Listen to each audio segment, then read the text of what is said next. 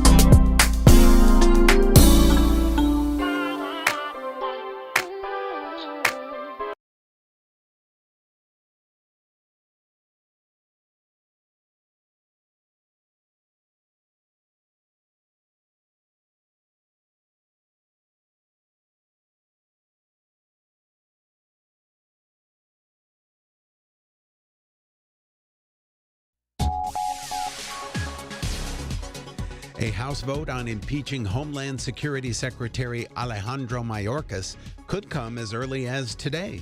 It's 6 o'clock. I'm Ron Eastwood, Moody Radio News. On Monday, the Republican-led House Rules Committee voted 8-4 to send the measure to the full House for a vote. Massachusetts Democrat Jim McGovern has slammed Republicans over the effort, calling it the most frivolous impeachment effort the House has ever seen. The Ashland County Coroner's Office is releasing the cause of death for a high school student. Last September, 17-year-old Brianne McKean died after collapsing on the football field just after being announced as a member of the Mapleton High School homecoming court. The coroner says McKean died of myocarditis, which caused inflammation in her heart. And the Ohio Department of Natural Resources is marking their 75th anniversary this year.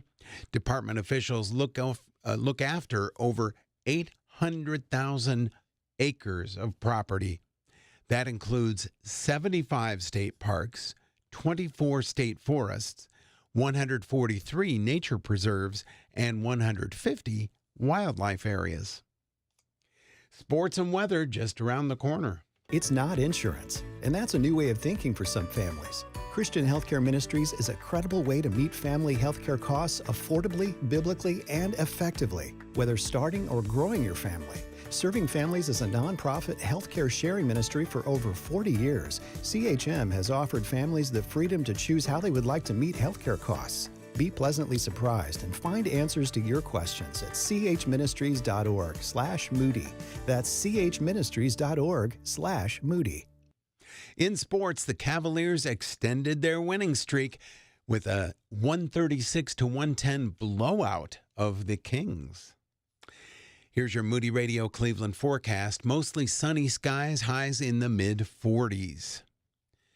Currently, we are looking at clear skies across the listening area. It is 28 degrees in Cleveland, 25 in Akron and Canton, 24 degrees in Youngstown. It's time for your moron moment.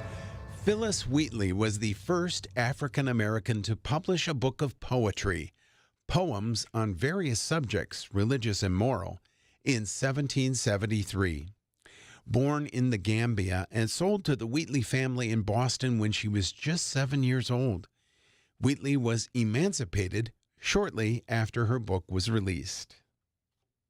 And that's your Moron Moment. Moron. And you'll find that on our Facebook and Instagram. It's 6:03. With Moody Radio News, I'm Ron Eastwood.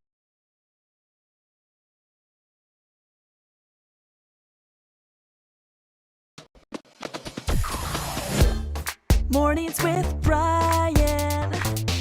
Moody Radio Cleveland. 103.3 at 6 to 9 a.m.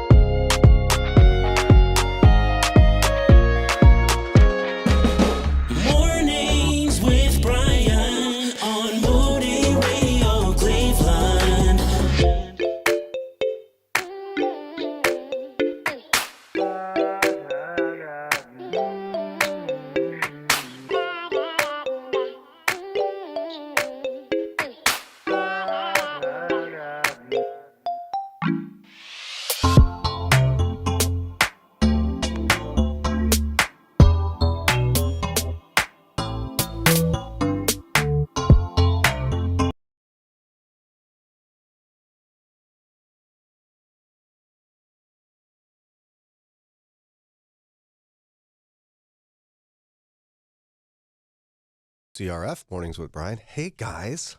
Hola. Hello. Hi. We've got Rob Fenn coming today from the Social Security Administration. He's going to answer your questions from 8 to 9, and we know you have those questions about Social Security because, let's be honest, no one understands it. Right. Except Rob. Except Rob. Except Rob. Yeah. He's never met a question he can't answer, but the rest of us are like, what's happening there? Right. I'm paying it every month, and then I have to tell you I want it, but I don't have to have it, and I can have it early. But then you don't get the full amount, and you never will get the full amount. But I could do a math problem. Maybe I should take it anyway. I could have Am it I now. going to die early? Right. Don't we don't know. We don't know. Right. And But that goes into it. if you make your withdrawal on a train heading eastbound at 500 miles an hour. That's what it feels like. Yeah. So you could text those in now if you want to get in line. 440-546-2255. And we can organize those for you. And then Walkworthy Men's Conference. I haven't brought it up right out of the gate here in a little while. I want to remind you it's happening. It's in like 3 weeks. It's where all the cool people will be. Saturday, March 2nd, Canton Baptist Temple. Tickets are flying off of the shelves, even though they're digital and there's no actual shelf. Digital shelves. Yeah. Yeah. Imagine you're wearing one of those new Apple goggles or whatever. What do they call them? Vision Pro? There it is. Yeah. Apple Vision Pro. Imagine you're wearing that and you look really ridiculous, but you're seeing digital tickets flying off shelves. So get your ticket before it's too late. You could text WALK to 440-546-2255. There's a group rate if you would like. That's right. Yeah. In 2020, Jared attended Walkworthy, and he had this to say. Let's go to Jared in Medina. Jared, what was your take on Walkworthy, brother? It was from beginning to end, honestly. So in that moment with Dr. Mark Job at the end, I felt like I was called out to walk by faith. So then I walked to the stage, and I felt like I really did actually commit my life for the first time. Wow, That's you awesome. committed your life to Jesus. We are so Yes. excited. Did you get a Bible from the guys up front? I did. Thank you. I did. I read that, and it related to my life. I just felt like everything that happened that day, I felt like I soaked it in. Praise it was God. just well needed. And thank you all for doing that. Thank you for letting God work through you, because if I didn't have God, then I feel like there would be no reason for existence. Amen. And that happened just last year at Walkworthy. Would you consider sharing maybe your experience? Does that sound familiar to you? Maybe you're one of the bunch of guys that came up front and got saved. Yeah. Maybe Jesus used that event to transform your life in some way or guide you in a new direction. We'd love to hear about it. You could actually call us. And we'd love to have you help us encourage others to join us for the Walkworthy Men's Conference. If that inspires you, give us a call. Share your testimony. 440-546-2255. 440-546-2255. Would love to see you there. Again, text WALK to get your tickets to 440-546-2255. I am now in a phase of parent. I'm going to totally change gears. That's a manual transmission. Yeah. That needs some work. Yeah. Okay. Really? Yeah. If you can't find them, grind them. There was a guy on social media who was fed up with his parents, and I'm trying not to be that parent. But I got to tell you, it's hard to not be that parent. Here's what I mean. I'm in this strange transition point for the very first time from being parent to coach with my 18-year-old daughter. Like before, it was like I was the teacher and she'd ask me for a pass to go to the bathroom, Yeah. And now she gets to go whenever she wants. That's a remedial idea, but it's how it works. Ron, you've done this transition a few times. How would you describe the experience? I mean, everything's easy for you, it seems, but maybe you struggle a little bit? A little bit. You have to learn, like, your gut reaction after 18 years of parenting. I will tell you what to do. Your gut reaction is you want to say, okay, don't do that, do what I say. But it's like, no, wait a minute. They're an adult. And hopefully, you've been easing into this, giving them more freedoms, and rewarding when they picked up their own responsibilities. Kids are always great about saying, I want these more rights. But when you say, oh, there's responsibilities that come before that. Oh, no, what? Clean my room, help do the dishes, and none of that. I don't want that. I just want you to provide me with games to play and cars to drive eventually. Well, and they start making big decisions, and you kind of have to. I find myself like, it's your call. Right. Like I can't keep Yeah. myself from saying what I think they should do, but I have to stop it. Right. They learn through failure as much as success, maybe more. And so there are some things like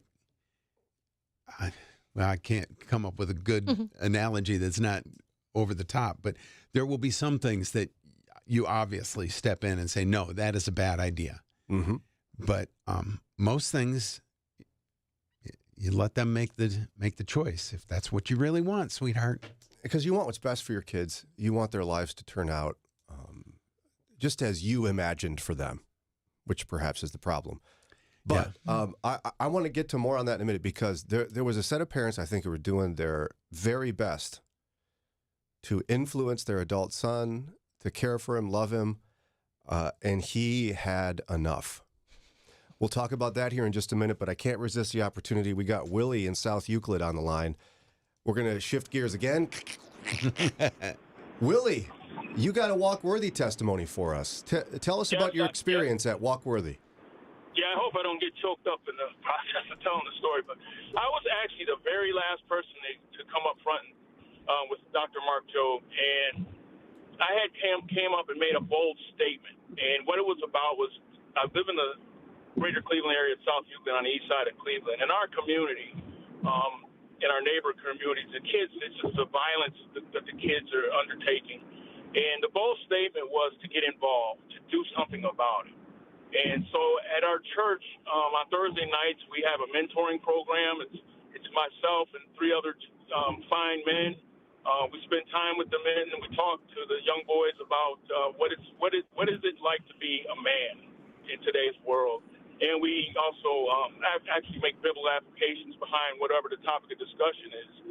And we've been doing that ever since. We were actually doing it before COVID, but it increased more after the bold statement. And just this year, just 2 weeks ago, we have some of those young men. We're actually in the church league. We have a basketball team, and we're continuing that. We're grabbing more kids off the streets and just really applying biblical principles and introducing them to Jesus Christ. And we're also getting some of the parents involved as far as just participating and being there, and just being able to have some one-on-one conversations and the opportunity to minister to them as well. And it's just great. It's just you know, it's definitely my purpose, and it's a great life to live, just being a servant of God. Praise the Lord, Willie. It sounds like while you were on that trajectory in life, the Lord really focused you in as a result of your experience at Walkworthy. Oh, absolutely. It just really set it off. I went with my pastor and his son, and we talked about it all the way home. And actually, Brian, you were the very first person I met after I came down off the stage, and we embraced. So yeah, and then there was someone from the church itself that they reached out to me afterwards, and actually he called me, and we talked once a week just about life and just prayed, and it was just a great experience. Yeah. Thank you for taking the time out of your busy schedule to share that with us. I hope it inspires somebody else to come and join us, because again, for some, it's going to be the first day they accept the invitation to be a follower of Jesus. And for others, you're going to get some clarity in your journey with Jesus. Mm-hmm. That's what happened for Willie. So, Willie, are you coming back this year? You know, what's interesting is we're trying to work it in, because the boys play on Saturday, and we may just bring them down on Saturday morning and get back to their game. So it's kind of like, oh, no. So we're trying to figure it out. But the plan is to come down, yes. Praise God. Amen. All right. Thank you for reaching out. God bless you. Appreciate hearing that testimony. Why would you want to miss an opportunity where God may reach into your soul in that way, or the person you bring with you? Yeah. Again, get your ticket today. Text WALK to 440-546-2255. Text WALK to 440-546-2255. The big event Saturday, March 2nd, Canton Baptist Temple. And you're hearing from Willie as well why we love partnering with Canton Baptist Temple. Yeah. Did you hear him say that? Mm-hmm. They continued to connect with him. That's amazing. Hats off to Canton Baptist Temple for just being godly people. They're amazing. We love them over there. All right, so get your ticket. And also, if you have a testimony like Willie's from Walkworthy, whether it was last year or a couple of years ago, we want to help encourage other men to show up to this thing. Mm-hmm. It could be life-changing for you, clarifying, guiding, call us. We'll throw the brakes on or downshift, whatever I did before with that weird sound. And we'll give you a shot to inspire others to come with us. You can always call 440-546-2255.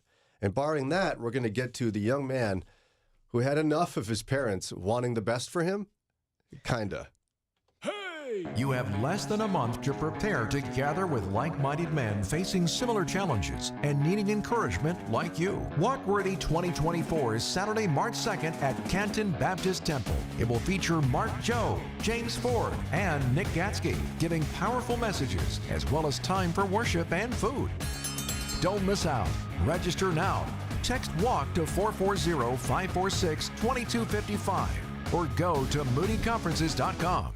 A recent study shows that the average resolution lasts just 3.5 months. Do you know why? Because you place the pressure on an imperfect person, you. I'm Josh, station manager of Moody Radio Cleveland. Do something different this year. Exchange your resolution for expectation. 1 Peter 5:7 says, "Cast all your care on him because he cares about you. God, who never sleeps or slumbers, will not fail or quit on you." Try that on for size. Thanks for listening to Moody Radio Cleveland. Attention all high school students and parents. We invite you to visit Moody's campus in the heart of downtown Chicago, in person or virtually. Experience life as a Moody student by scheduling an individual visit to campus with your family. We are excited to welcome you to learn more about whether Moody is right for you and your student. Meet with an admissions counselor and sit in on class in person or through Zoom. Schedule your campus visit today at moody.edu/experience-moody. Bringing Northeast Ohio and Western Pennsylvania closer to Christ one conversation at a time. It's Mornings with Brian on Moody Radio, Cleveland. 618 WCRF. I thought Lauren was going to explode yesterday in our meeting after the show as she found an article about parenting. We're going to talk about different aspects of parenting later this morning. There was a Gospel Coalition pastor who... Took my notes. Yeah. Oh. Took notes while I was reading it. Oh, boy. I thought you weren't wearing like boxing gloves, but if you were, you would have thrown them off and went and found that guy in Alabama and said, "Let's go, buddy." Because he was going after a style of parenting that you and Eddie, at least in some measure, embrace. Uh-huh. And was it fair? We're going to talk about gentle parenting later this morning. But speaking of parenting, there's a different end of it that Ron is fully in and I'm slowly entering. It's that transition where your kids grow up and they become adults in numbers, not necessarily in brain development or responsibility. But you got to change the way you parent, Ed. As Mark Gregston from Parenting Today's Teens says, you move from parent to coach. And there's consequences if you don't follow that. Now, I'm not endorsing what this young man did, but I want to analyze what's behind it. Okay. So, a 30-year-old man shared with others on social media, specifically on Reddit, that he's been fairly successful thus far in life, and that his parents have been a huge part of my success, he says, but that he's ready to live the way he'd like to live without their interference, criticism, or edicts from them. It's probably not what they meant by it, but that's how he interpreted it. Mm-hmm. He said, "They kept me motivated through school. They gave me a great childhood. They helped me graduate debt-free," the young man wrote. That's pretty nice. So they invested a lot of money in this kid. Yeah. Guy, sorry. He added, "My mom's contacts helped me land a well-paying job straight out of university. I'm a Nepo kid. Without them, who knows where I'd be?" Yeah. Sounds pretty grateful. However, he added, "They think that gives them carte blanche to interfere in my life. They constantly critique everything about my life. I cannot think of one aspect of my life they approve of. And I'm not a bad person or anything. They kept saying they wanted better for me, and that after everything they did for me, I should be doing better." Recently, the young man continued, he had his parents over to his place. He said, "For my dad's birthday, and everything was wrong. My apartment was too small. The stove didn't have the precise control of the heating elements, and I scorched the sauce." Well, now he's letting on to the fact that he did actually ruin part of dinner, okay? He continued, "Just everything. And they kept saying they wanted better for me. And that after everything they did for me," as I turn the page, you can hear, that he made clear that he'd had enough of their personal criticism and was ready to move on. He says, here's what he did. So I wrote them a big check and asked them to hold it up.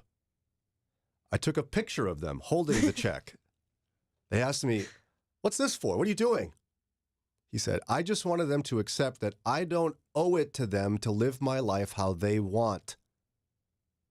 He told his parents, he said, that check is for everything they had wasted on me, since obviously they think I've failed. So I'm giving them a refund. I told them I love them and that I appreciate their help, but now that they were paid back, they could keep their opinions to themselves and be out of my apartment. Oh, boy. And he kicked him out. He said they got huffy and left, found out later from his brother, this is how families work. Boy, man, mom and dad are so mad at you. He said, I don't really care. I just want them to accept that I don't owe them to live my life how they want. Okay, first of all, parents and grandparents listening are offended by what he did. Talk about what he did, younger people here. Yeah, it was quite dramatic what he did. I'm not sure that was the right call, but I understand why. Yeah, I understand his frustration. But have you tried to have conversations with them?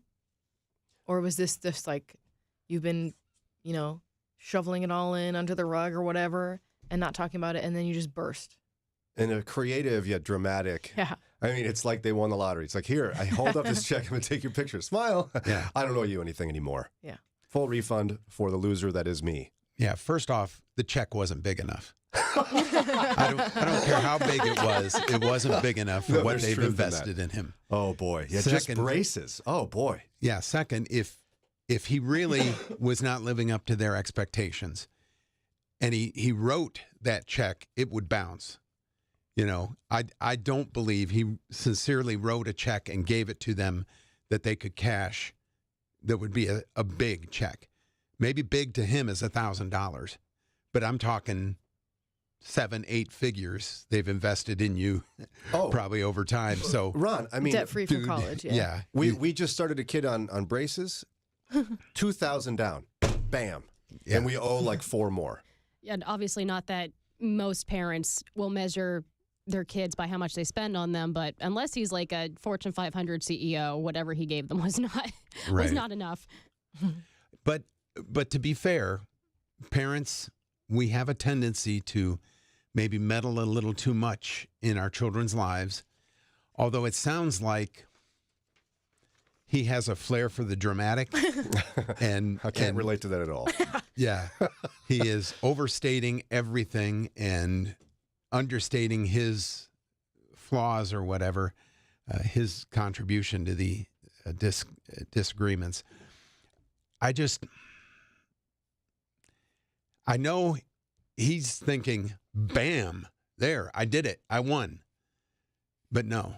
And if you push your parents out of your life like that, who's to say? They may have been so utterly offended by you being a horse's rear end that that they might say, have it your way.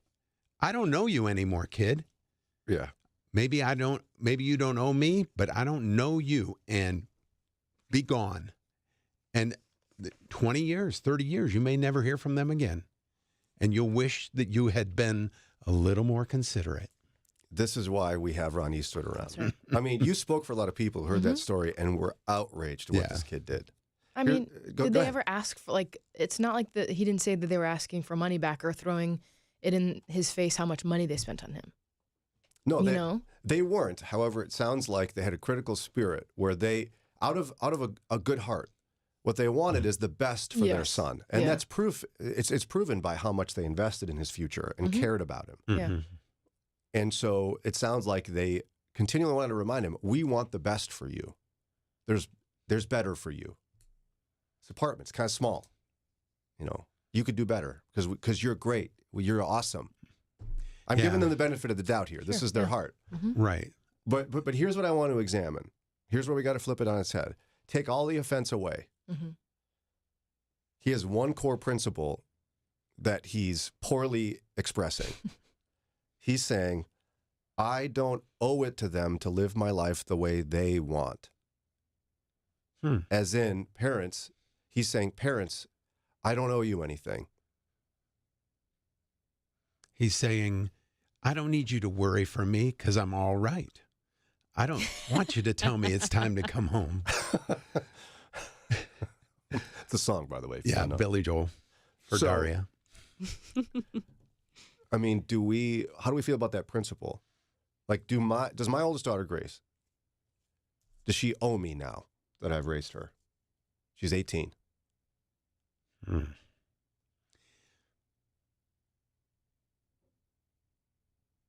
It's a tough one, isn't it? It is tough because I you want to say yes. I want to say no. She's free as an adult to do her own thing. But if you're a decent human being, I think you would view that you owe your parents. You owe them the respect and, deference that they have raised you. Well, it's one, Scripture makes it very clear. We got to honor our father and mother. But there appears to me on the surface to be a tangible, dare I say, seismic difference between honoring and owing. Okay. Now, and this is a hard concept, but I was, when I was doing research into disownment, when I was doing my podcast series, The Grandfather Effect, a common principle from family therapists, one I was reading from, is that there is this air from parents of like, you owe me. You owe me to come to my house and eat there. You owe me the holidays. You owe me time with my grandchildren. Here's all the things you owe me. And what that does is that slowly erodes the relationship. It's even like and this is a tough one because I wish my daughter called me every day. Just say, hi, Dad. Just was thinking about you, felt emotional, and I love you. But does she owe me that? Like, does she owe it to me to call me? You know how often you hear about this one? It's like, you never call. I'm your mother. You should call. No, your children don't owe you anything. And I think that if you have done your due diligence in fostering a genuine relationship with them, they're going to call you because they miss you and they love you. But if you have this attitude of my kids owe me, you're going to push them away. Yeah. Is it transactional? Is parenting transactional? Like, I'm going to do this for you for 18 years, and then we're going to start counting down, and you owe me 18 years. Or I'm going to hold it in reserve, and I'm going to make withdrawals, 18 years worth for the rest of your life. Them what you've done for them and all that you sacrificed for them. And it's hard because, as Ron pointed out earlier, we do a lot for them that they don't understand. And they actually, in their innocence and childlike, undeveloped minds, are actually pretty rude about sometimes. And normally, when they become parents, they start to realize, how childlike and rude their children are, and realize, oh, mom and dad put up with that from me. And that in a normal person results in thankfulness and respect going back to your parents. I keep saying normal because I think it's abnormal for somebody to say, I don't owe you anything. I'm my own self-made man, and off I'm going to go. Yeah, I'm thinking there were other cracks in this relationship where maybe they have held this over his head for a really long time. Like, we're doing all this, and so we expect this and this out of you. Maybe there wasn't any emotional intimacy in their relationship. This probably didn't come out of nowhere. Right. Absolutely. Yeah. And at the same time, I will say I've got an older couple. They're in their 70s, and they have 2 adult children, no grandchildren. And they're some friends of ours. And they actually specifically said out loud to me, my children don't owe me anything. My children don't owe me a thing. And they have one of the most unique relationships I've ever seen with their kids, because most people in their 70s, if they had 2 kids and no grandkids, what are you going to hear about? Grandkids. Yeah, and they're both, and one of them's married, by the way. Like, where's my grandkids? Like, I want grandkids. And there's going to be, oh, I see you're feeling a little nauseous. Is that because you're pregnant? Like, there's that comes in. Or they even extended into time spent. Like, what they view it as, God's calling us onto our new chapter as parents. And we're going to move forward in God's calling in our lives. And to the extent our children are willing to have a relationship with us, we're going to rejoice in that. But we're not going to pine for more, and we're not going to complain about what we have. They don't owe us a thing. And I watch as they have one of the most healthy attitudes I've seen of people in that age demographic. And I don't know if I can do it. I don't know if I can do it. Is that what you want from your parents? Them to have the attitude they don't owe you anything, Lauren? Yeah, I think I don't want them to expect me to live a certain way or to, put on me their expectations of me. I think that, but that's different because I have shown them how grateful I am and how thankful I am for all that they've done. And I'm not sure that this son was necessarily doing it. He obviously said it on Reddit, but if they're not feeling it, they must be. He's not communicating that back. Yeah, and I think all we can do with this story, is ridiculous as his behavior was and how much Ron's description represents so much of us as we read this. I think we all have an invitation to do some self-examination and to really grapple with that question. I don't have the perfect answer. Yeah. But do our children owe us anything? I mean, God commands honor. But beyond that, we don't have any control of that. Do they owe us anything? And if they don't, how does that change us and our relationship? Maybe Friday we'll have to figure that one out. It's 6:32. Coming up in a minute, we're going to shift gears to the other end of parenting because Lauren's about ready to throw off the gloves. And spiritually, yeah, look at me on the live stream. I'm so ready to fight. But, I mean, this is Lauren ready to fight. I know you. And because it's exactly the same as Lauren's ready to cry. Yeah. It's about the same. So there's a guy at Gospel Coalition who meant well. Yeah. Who you would like to give a Christian slap to. That's right. And we're going to find out why as we talk about gentle parenting in just a minute. I'm Cindy Farini, and this is Pause for Prayer. Have you been in a place where you feel there is no hope? That place that has a grip on you, that it just feels like it's so tight and it will ever be that way? That place where you feel you'll never laugh again or even enjoy the little things in life? It might be physical pain, pain of some type of loss, or a place in life you'd never thought you'd be. It is in believing in God's faithfulness to us that we will experience relief in the pain and loss and see a better day. Let's pause for prayer. Father, as we call to mind times we've been in this place of having no hope, or perhaps we are in that place right now, would you please call to mind someone who has gotten through this time, or a time we have gotten through this lack of hope, so that we might be able to sustain it to a time that you will work through us and having that time restored to hope, happiness, and even laughter. Call to our mind others right now who are going through a dry and lonely time that might need an encouraging word or some type of help from us. Help us not leave them in their place of state and no hope. We thank you for the people you have called to our minds. Thank you that we can take this moment to pray for them, even reach out to them, even serve them. Would you please heal their hearts of their hurt and pain? Please console them in their loss and in their grief, their time of having no hope for the future. Help us to better understand and care for others as we'd want others to care for us as they mourn and need comfort. We know you can provide that hope. We pray that you would do that for us and for others as it would be in your name. In Jesus' name we pray. Amen. The words you are about to hear are taken from letters sent in by members of the Trinity Debt Management Program. Dear Trinity, today I'm making my final credit card payment. Before I came to you, I was in a constant state of anxiety and panic, but now there is hope for my family's financial future. Working with Trinity made me understand that I'm not alone. You really do help people. Your kindness will never be forgotten. Without Trinity support, I would not have achieved my lifelong goal of becoming debt-free. We saved a lot on interest and penalties, of course, but the reward was the gift of human kindness. Trinity has carried me through a very difficult time in my life. You're amazing. I used to feel so anxious and hopeless. Now I feel grace and peace. God bless Trinity as you continue to help others become debt-free. If credit card debt has you down, call Trinity at 1-800-659-9838. That's 1-800-659-9838. Pour another cup of coffee and settle in for engaging, Christ-centered conversations It's Mornings with Brian on Moody Radio Cleveland. 636 WCRF. Don't forget Walk Worthy. Get your tickets. Coming up here in just a couple of weeks.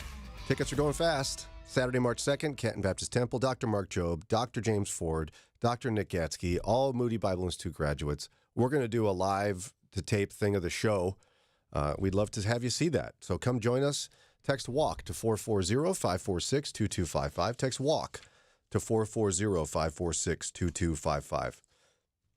Now, we want to ease Lauren into this because she's fit to be tied, as they say. I'm being dramatic. You're okay. But there was a big critique of something called gentle parenting in the Gospel Coalition that caused an eruption on Christian social media. And before we get to it, I have to say that the more I do some reflecting on life and on family history, the more I see how dramatically parenting ideas change over time. Mm-hmm. You see it, Ron? Oh, yeah. I mean, I look at my poor father. His dad never went to one of his baseball games, never hugged him, never told him he loved him, but I'm sure he thought he was doing a pretty good job. Yep. You know? Yeah. Always provided, a good, safe house and meals 3 times a day and occasional vacations, whatever. Well, and that was like that 50s archetype, right? Where it's like, mom is very nurturing and baking and kitchening. And dad comes home and changes from a sport coat to a sweater over his dress shirt and tie, reads the paper and, kids, get out of here. I'm reading. What a great family. And then you have Sarah and my experience. We watched that Duggar documentary, the Shiny Happy People it's called maybe, or is that it? Shiny something? I think so. That's right. Shiny Happy People. And it digs into the Bill Gothard, dare I say, cult. Yeah. And we swallow hard and go, oh no. We adopted some of those parenting principles he taught. Mm-hmm. And in hindsight, we're ashamed and scared. It was hard. Mm-hmm. There's a lot I would do over again. Mm-hmm. And I think a lot of people in your generation, Lauren, who are having their babies are watching what we did and they're like, wow, you guys are messed up. I mean, because in some respects we were. Yeah, I think that's what I think parenting is. It's always like trying to do better than the last generation did. Yeah, so Pastor Bernard Howard, he's pastor of Grace Church in Birmingham, Alabama, wrote an article just simply asking, is gentle parenting biblical? And oh, did he go for it? It's a tough one to summarize, so I'm just going to give you some of his basic thoughts. And then we're going to have, but as we get into this as well, like Lauren, is it safe to say that in some form or fashion, you and Eddie subscribe to gentle parenting? Yeah. Mm-hmm. And the last time I checked, you're following Jesus. Yes. Still? Yep. Okay, good. All right, so here's what this guy writes. If you've paid attention to parents with young children in recent years, you may have observed something previous generations would have found deeply puzzling. A mom and dad crouching in front of a tantrum-throwing child and, while seeking eye contact and maintaining a friendly tone of voice, saying something like this: "You're feeling sad. You're feeling big feelings. It's okay to feel those things. I'm right here." Several minutes later, when you turn back down the same shopping aisle, the child is still furiously demanding cookies, and the crouching parent is still saying the same thing. You're witnessing gentle parenting, he says, alternatively known as respectful or responsive parenting. It's a school of thought made popular by Instagram, podcasts, blogs, TikToks. He even hints there may be some academics who subscribe to it, which was moderately insulting. There actually are academics that subscribe to it.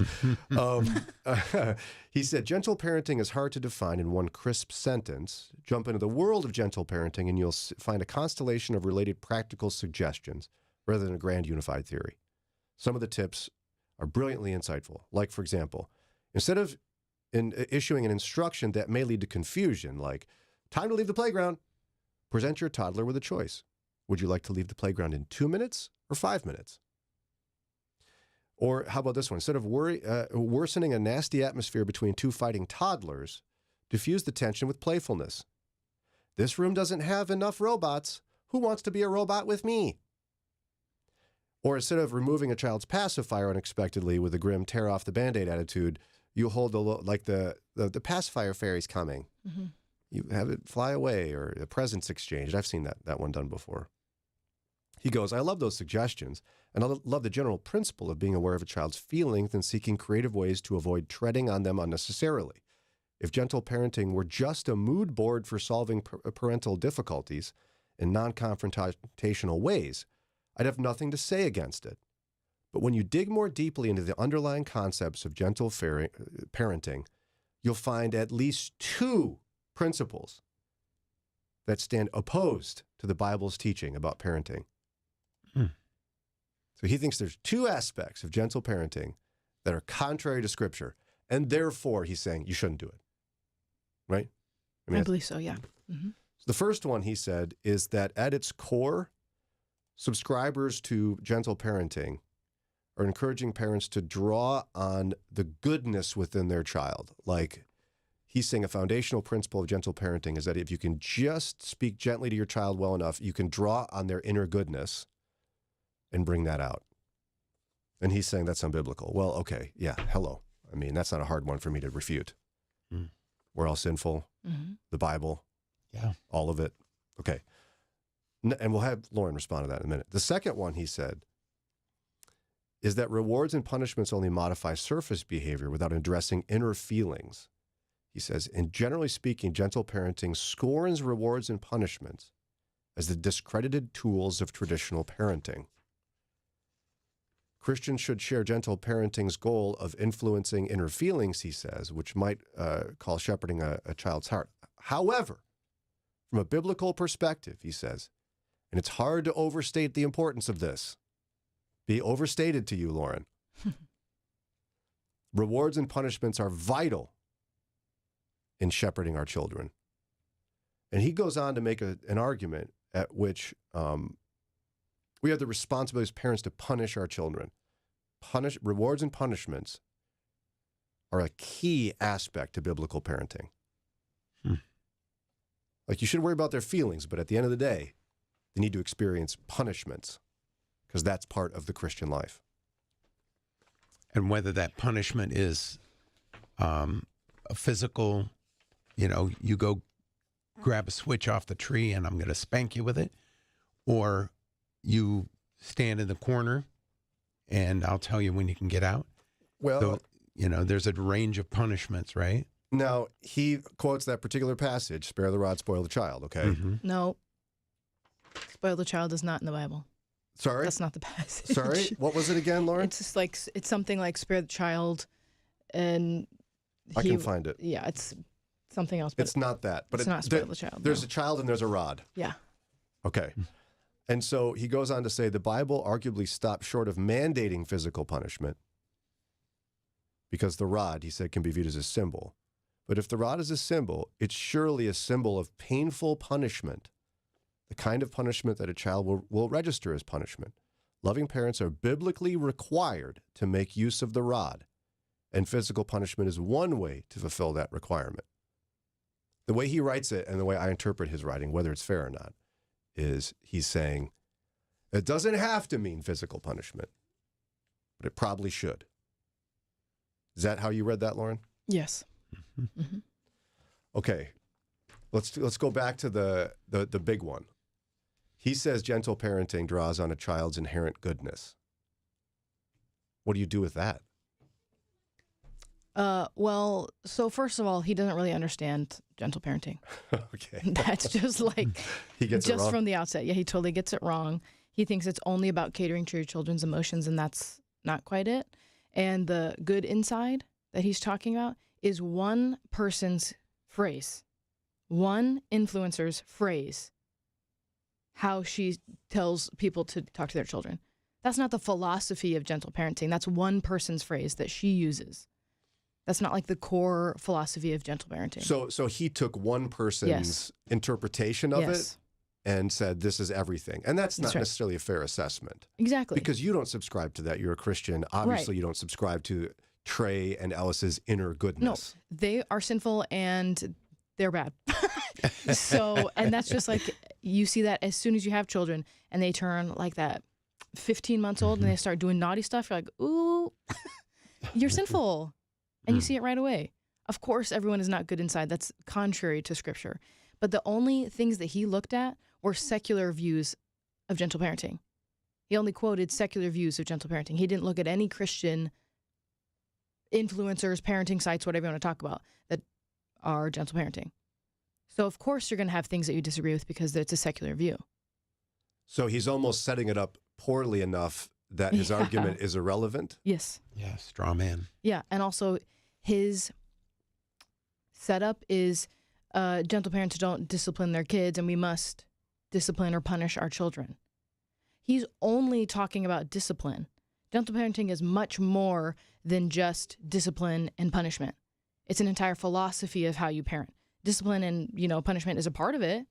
They do it a different way than, a traditional parent might. But that's only part of it. It's not the entire philosophy. And he's wrapping up gentle parenting in just their philosophy of punishment. And that's not true. Okay, yeah. So it's like if you're teaching a class on democracy, you grab one aspect of it and say this is the whole thing. Exactly. Okay, so let's do this. We have to take a quick break. When we come back, I'd love to have you help us understand, and I've got some sources too, but I like the personal application better. Sure. This guy says it's unbiblical, which is pretty extreme. Don't worry, I got my notes. You and Eddie are following this. What really is, in your interpretation as a follower of Jesus, gentle parenting, and how is it different than the way I raise my kids, Ron raised his? Sure. We'll get to all that in just a minute. Moody Radio is thankful for listeners and support from businesses like Duma Meats and Farm Market. Duma Meats and Farm Market supporting Moody Radio in Cleveland and surrounding areas. More information about Duma Meats and Farm Market is at dumameats.com. When CareNet conducted a national survey of hundreds of women who'd had an abortion, a stunning statistic emerged. 4 out of 10 women who chose an abortion were regularly attending a church at the time. Abortion isn't just an out-there issue in the community, it's inside the church. Making Life Disciples is an exclusive CareNet curriculum designed to equip churches to provide compassion, hope, help, and discipleship to women and men considering abortion. Making Life Disciples is a simple, easy-to-access training that allows your church to begin a gospel-centered approach to caring for the abortion vulnerable. Transform your church's response to abortion, form a network of security for people at risk, and become a central point of compassion in your community. Learn more about the Making Life Disciples curriculum at care-net.org. Search Making Life Disciples at care-net.org.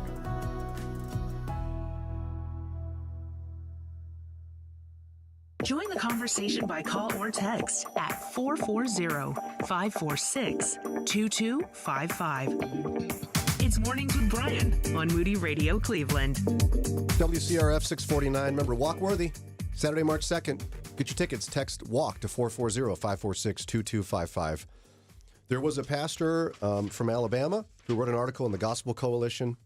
It's one of the more reputable sources. Now, it's an opinion piece, of course. Mm-hmm. But the Gospel Coalition has a lot of great stuff in terms of learning how to live out your faith in the world today. Mm. In this case, though, he went after gentle parenting.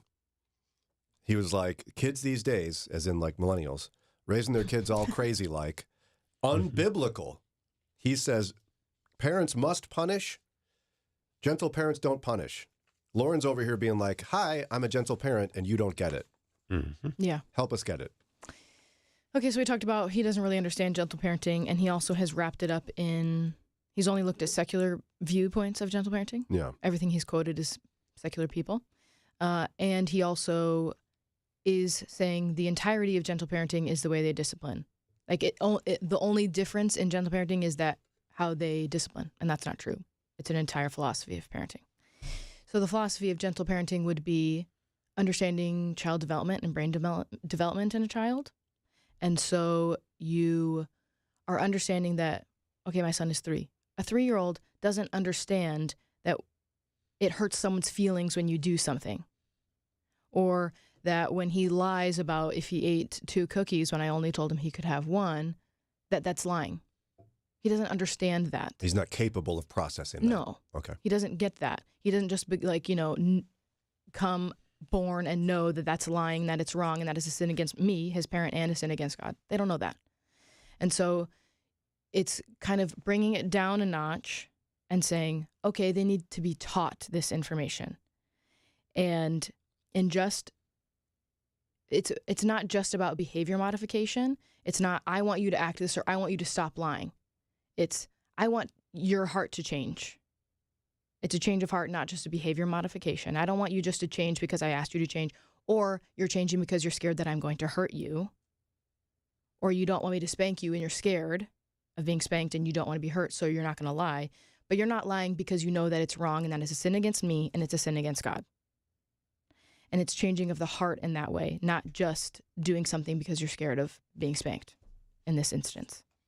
So then what do you do? And I'm just going to be the guy that asks the questions. What do you do at those stages of development where they can't process that yet? I mean, right? Because folks who have, like Ron and my age would be like, well, that's when you just give them rewards and punishments to guide them in a path, right? Yeah. But you're saying they can't process, like lying, for example. So you can't teach them that's a sin thing. What do you do with those behaviors? Gentle parents do discipline their children. It's just not by spanking. What do they do?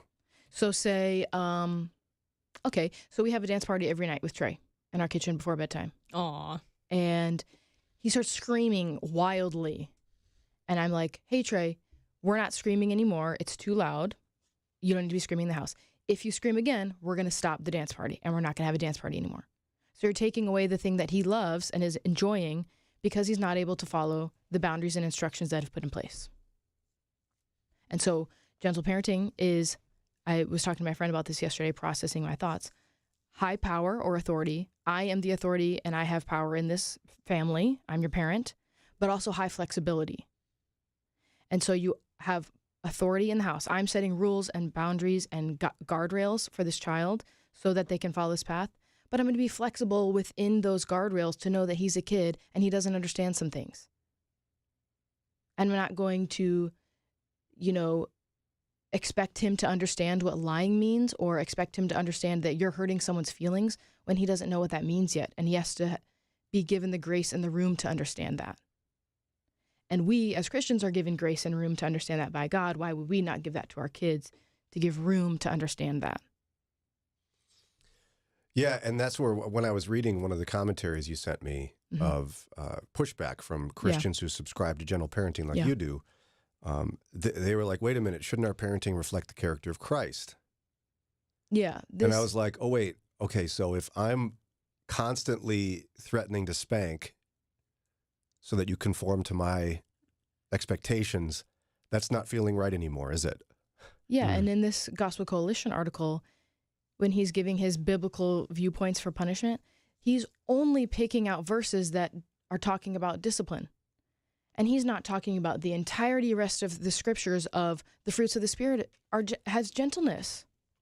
Where do you think gentle parents learn to be gentle from? From Jesus. Oh, that's right. The only time that Jesus describes himself is gentle and lowly. I wonder if what we've done over the years, as I just processed this out loud, we go specifically to the passages that talk about parenting. But when you do that, you're left with essentially two things. It's, three. Train them. Yeah. Discipline them. Yeah. And the third one was, I forget. So don't provoke your kids to anger. Yeah, that's what it is. That's what it is. And don't provoke them. So train them, discipline them, don't provoke them. Done. And so what? We don't have to, have the fruits of the Spirit as parents? Right. Those fruits of the Spirit. Yeah. I have had to learn the fruits of the Spirit 100 times every day since becoming a parent because they're the hardest thing when you become a parent. Patience, gentleness, self-control. No. Those are extremely hard things to do as a parent. And he's just like, picking out just the ones that talk about a rod. Why doesn't he? I have all these quotes he didn't talk about. Why didn't he talk about in 1 Corinthians when Paul says to Corinthians, do you want me to come bringing the rod or do you want me to come with love and gentleness? Uh-oh. He's like threatening him like, what do you want? And why does he not quote Galatians 1:6 about going to one another with a spirit of gentleness when someone is in the wrong? Well, we want kids to learn right from wrong, Lauren, and we can't gently tell them to get out of the street. They'll get hit by a car. Sure. We can't gently tell them to not touch the fire. Yeah, and that's the times that you use your authority and you yank them away. Okay. And you say, you're not playing outside anymore today because obviously you can't handle it. You can't handle the boundary of you don't run in the street, so we're not going outside today. They can't process yet the street's dangerous, Lauren. Exactly. That's why you tell them, don't go in the street. And you bring them inside. And you bring them inside because they can't handle being outside and not going in the street, obviously, because they ran into the street. Now, if I want to extend grace to, I don't know, myself, brain development has gone like leaps and bounds scientifically in the last 20 years, 10 years. Yeah. But even, I mean, I guess the best we knew was, I remember learning in psychology class in my undergrad, the object permanence, right? The reason kids love peekaboo is because literally when you cover your face, you disappear. Where'd she go? And so they just like can't believe that you've reappeared out of nowhere. Or that's why, like around 9 months, they get very upset when you walk out of the room. Because before they didn't know you were gone. But then all of a sudden they realize, oh, she's not here anymore. And she may never come back. Yeah. I don't know if she'll come back. Yeah. And so when you process it that way, right, it's like, oh, okay, their brains don't understand things yet. And we do know scientifically, right, we keep hearing like brains develop until what, like 26? Yeah, we're going to talk about that later today. Daria's finally arrived. You did it. God. That's not everybody, by the way. It's probably primarily boys. Different story. I don't know. Ron, how do you process some of this? Because I know it's your generation and mine. Boomers and Xers look at people doing gentle parenting and like chatting with a toddler screaming in the grocery store going, what's wrong with you? Right. Where you see points like that, the wild child and the parent who's just, oh, that's okay, you know. But I don't think that is a responsible gentle parent. I think a gentle parent, like I can see Lauren exercising her authority and keeping the child in check, not just, oh, please don't do that. No. So is it that the public has gotten this perception that, oh, gentle parents don't discipline and they don't tell their kids no? Or is that coming from maybe some people who think they're a gentle parenting and they're actually doing that? Yeah, I think you're totally right. I think there are some people that think that they're gentle parenting and they're not being they're not holding authority in their family. They're letting their kids run all over them. And that's not the case. And also, I think what people take out is they'll read these like scripts, you know, in like on Instagram or whatever of like how to talk to your child and how to validate their emotions, but say this is what we're doing instead. And they don't add, like there's still personality to it. I'm not like a timid person. And so I'm not going to be timid with my child because that's not who I am. I'm not going to be like, oh, Trey, we're not doing that. That's not, I'm like, no, Trey, stop. We're not doing that because it's going to hurt you. It's going to hurt your brother and you're spitting in my face. So we're stopping now because you obviously can't handle it. You know? They're not adding like, people are stripping away the personality of a human and just saying, just say this thing and it works. And that's not how, no, you have to have a personality that's going to fit into how you parent. Now, to help old people like Ron and me better understand this style of parenting, can you give maybe some examples from, like, because you lived with your parents for a year. Yeah. What are some examples of how you all did gentle parenting and they were like, I don't know what's happening here? Yeah, that's good. Wasn't one of them with the dinner table? Oh, well, I don't know if that's like really gentle parenting or just like what we do. Oh, okay. Trey just like runs around at dinner time because if I force him to sit down and eat, he's not going to eat because he's just so mad that he has to sit there. And so he just like runs around, plays with his cars. He currently is into puzzles. So he has like 45 puzzles on the table and he's just doing puzzles. And then he'll like wander over and grab food. And he eats more if he does that. That's just him personally. But other things would be we do a lot of timers in our house of like warnings and not just like, we're going because I said it's time to go. Well, they didn't know that. They have no concept of time. So you're just saying it's time to go. In your head, you've been preparing all morning to go. They don't know that. And they also have no concept of what 2 minutes is. Like, we're leaving 2 minutes. What does that mean? They don't know. So you say, okay, Trey, I'm setting a timer for 2 minutes. When the timer goes off, we're leaving. And you hold to that boundary. It's not, okay, I'll start another timer and another timer, another timer until you're ready. It's the timer went off. It's time to go. And do not get me wrong. There are plenty of times I have lifted my child like a log outside of Target.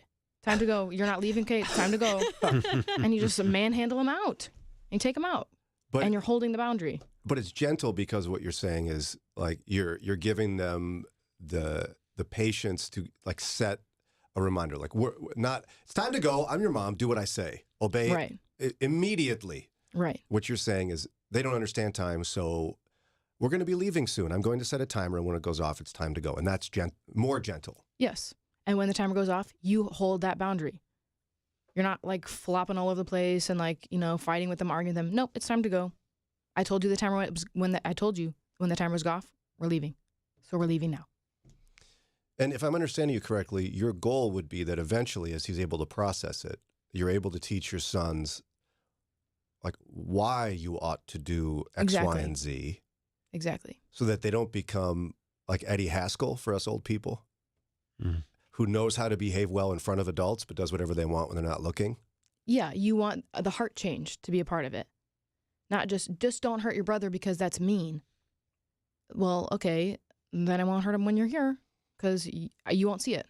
Yeah. And that's what we're really into right now is I'm going to close the bathroom curtain so you don't see me drinking this water, even though you told me not to. I'm going to close it. That's what he's doing right now. He just doesn't want to be seen. But one day he will learn, oh, you can't drink that because there's soap in there and nasty stuff. So we're not going to drink that water because it'll hurt your body. It's a change of heart and understanding. If I hurt my brother, I'm hurting his feelings, I'm hurting his body, and I don't want him to hurt. He's going to have empathy and learn that the reason we don't do that is because we don't want to hurt other people. Yeah, I tell you what, I was talking with a buddy last night, and we were reflecting on ourselves when we were younger. And we called ourselves master manipulators when we got to like college, for example. And what we meant was nobody saw the wickedness within us because we knew how to pretend. Okay. We knew all the rules. We'd been taught the guardrails. Do this, don't do that. The religion, so to speak. But man, we were a mess inside. Oh, sure. And what it sounds to me like you're trying to create the opposite, sort of. You don't want your sons to become master manipulators. You want a heart change. Exactly. Because it took my heart a long time to change. I'm still working on it. But I know what I'm supposed to do. You see? I guess that's what you're trying to accomplish. Yeah. And someone texted in, try these things with autistic children. Obviously, I'm talking about children that are neurotypical, okay? There are different things you have to do with children who have different ways their brains work. And every kid's different. Yeah, Oh, yeah. I'm sure as Ellis grows up, his parenting is going to be slightly different than with Trey, totally. right? Yeah, Trey's quite sensitive. Ellis is a goof already, and I know he's going to be wild, so it's going to be different. Yeah, my mom talked about how hard it was to punish me because like she put me in the corner, I'd like sing a song. If you put me in my room, I'd play with toys. If you spanked me, I didn't care. And so it became essentially go in your room, sit on the floor, sit cross-legged. You can't make any noise. You can't sing. You can't sit touch on anything. your hands. Yes, because it was hard to discipline in that way. But my brother, you could look at him and go, "Did you?" And he'd Yeah. I used to tell my parents all the time, stop yelling at me. And they didn't even raise their voice. They just talked firmly. I appreciate you helping us understand this better. Sure. And I think it's also a lesson in it's okay to be critically analyzing something, but be fair when you do so. Yes, please. You need to look at the whole of Scripture, not just the ones that you want. Yeah. Benefit of the doubt, I think we call it. All right, it's 7:04, time for Ron's News and today's More Ron moment. We got much more to discuss. In fact, some lessons from a really long dead Christian on our own lives and our own discipline and thinking. Mornings with Brian on Moody Radio Cleveland, WCRF Cleveland, WVMS Sandusky, WVML Millersburg, WVMN Newcastle, WVME Meadville, WVMU Ashtabula, and everywhere with the Moody Radio app or at moodyradio.org/Cleveland.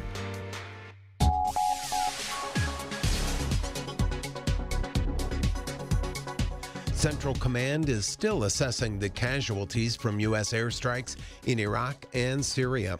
It's 7:05. I'm Ron Eastwood, Moody Radio News. That's what Pentagon spokesman Major General Pat Ryder told reporters Monday.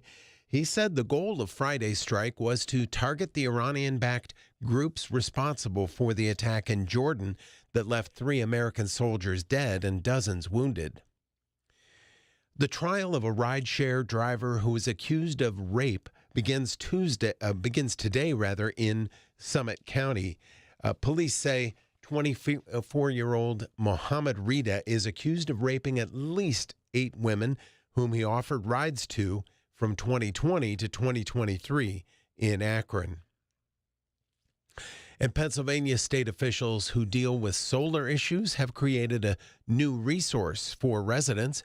Promoters say the guidebook will help landowners who are in the process of leasing out their land for solar development, as well as those who may want to do so in the future. I'll have sports and weather in just a moment. 19. That's how many pairs of shoes the average American has in their closet. 1. That's how many pairs of shoes it takes to share health, education, opportunity, and the love of Christ to a child in need in the world. You can play a part in changing the life of a child today through Buckner Shoes for Orphan Souls. Visit GiveShoesToday.org and find out how you can provide shoes for a child in need. That's Give Shoes Today. Warriors extended their winning streak with a 136-110 blowout of the Kings. Here's your Moody Radio Cleveland forecast. Mostly sunny today, highs in the mid-40s. At last check, skies were clear, 31 degrees in Cleveland, 23 in Akron and Canton, 25 degrees in Mansfield. It's time for your moron moment. Phyllis Wheatley was the first African American to publish a book of poetry, poems on various subjects, religious and moral, in 1773. Born in the Gambia and sold to the Wheatley family in Boston when she was just 7 years old, Wheatley was emancipated shortly after her book was released. And that's your Moron Moment. And you'll find that on our Facebook and Instagram. It's 7:07. With Moody Radio News, I'm Ron Eastwood. Broadcasting live from the Bob Devine Studio. It's Mornings with Brian. Want to join the conversation? Call or text now at 440-546-2255. It's more.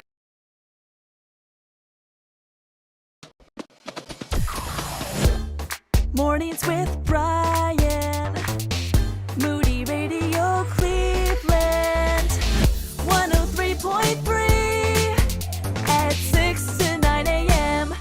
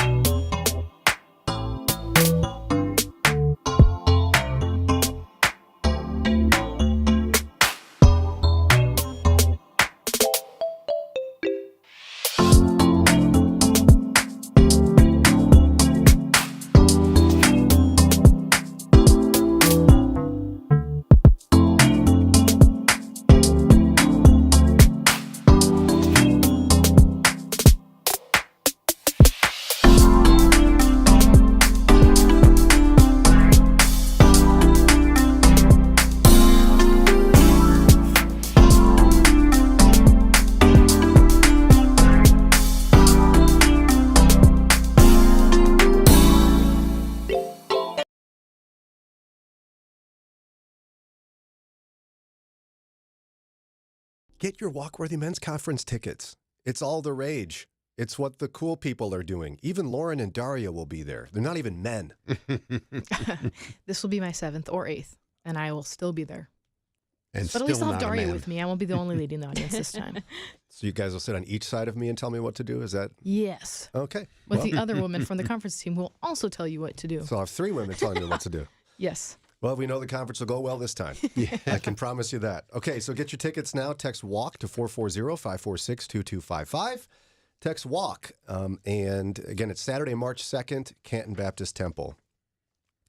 All right, so I heard a message the other day from Tim Keller, who went home to be with the Lord, and he shared this obscure resource of one Jonathan Edwards. Mm-hmm. Jonathan Edwards apparently he was a great revivalist in American history, one of the greatest, most famous pastors in American history. And he narrowed it down to like one thing would stop the revivals he saw happen. He analyzed everything, and he's like, this one thing wrecked revivals and ended them. Well, that's compelling. Yeah. Now, I don't want to be the guy that annoys me. Here's the guy that annoys me. The guy that assumes that everyone listening knows who Jonathan Edwards is. I sometimes forget. Is this Whitfield? Edwards? Who? Old white guy? Wig? Preaching? So, Jonathan Edwards was born in 1703. I'm not going to go through his whole life story, don't worry. He was born in East Windsor, Connecticut. Got a master's degree from Yale in 1722. He was the apprentice of his grandfather in the pulpit, Solomon Stoddard, for 2 years before he became, in 1729, the sole preacher of Northampton, Massachusetts parish. Okay. So he became, in 1729, the pastor of a church in Northampton. In 1734, his preaching on justification by faith sparked revival in his own parish. So in December, there were 6 sudden conversions. Okay. By spring, there were 30 a week. Oh, wow. So this revival, which ultimately became the Great Awakening, started in his church from a sermon. Okay. Now, it was not due to theatrics. Like, because when I've pictured a guy like him, I picture like tent revival. He's putting up some tent made of, I don't know, buffalo skin or something, and he's screaming at people and yelling. Nope. In fact, one observer wrote, he scarcely gestured or even moved. And he made no attempt by the elegance of his style or the beauty of his pictures to gratify the taste or fascinate the imagination. Instead, he convinced with overwhelming weight of argument and with such intenseness of feeling. So by that description, he stood there and barely moved, and so clearly and accurately depicted the gospel that people, their lives were transformed. And that's so totally different from today. You know, we think how great a preacher Tony Evans is because of all the analogies and stories he tells. Well, Whitfield would have chopped those all out of his sermon and been just, like Dragnet, just the facts, ma'am.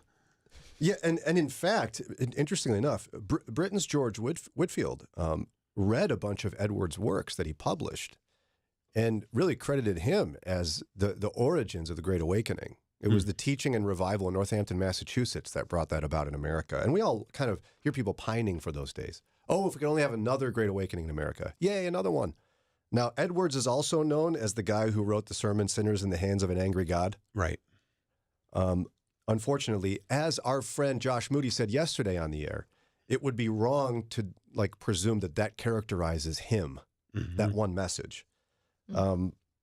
It is since the writer of this piece here says that particular sermon has cast Edwards as an emotional and judgmental revivalist, when in fact he preached it as dispassionately as any of his sermons. Like he was still kind of a stoic dude that wasn't moving around. He wasn't screaming and foaming at the mouth at people on that one, Right. Now, all that to say, Jonathan Edwards observed unintentionally, he didn't go, all right, Northampton, this week, revival. It's the revival week. Annual revival. No, he preached about justification by faith and people got saved. But he was meticulous in writing things down, and he figured out that there was one thing that killed revival in his community.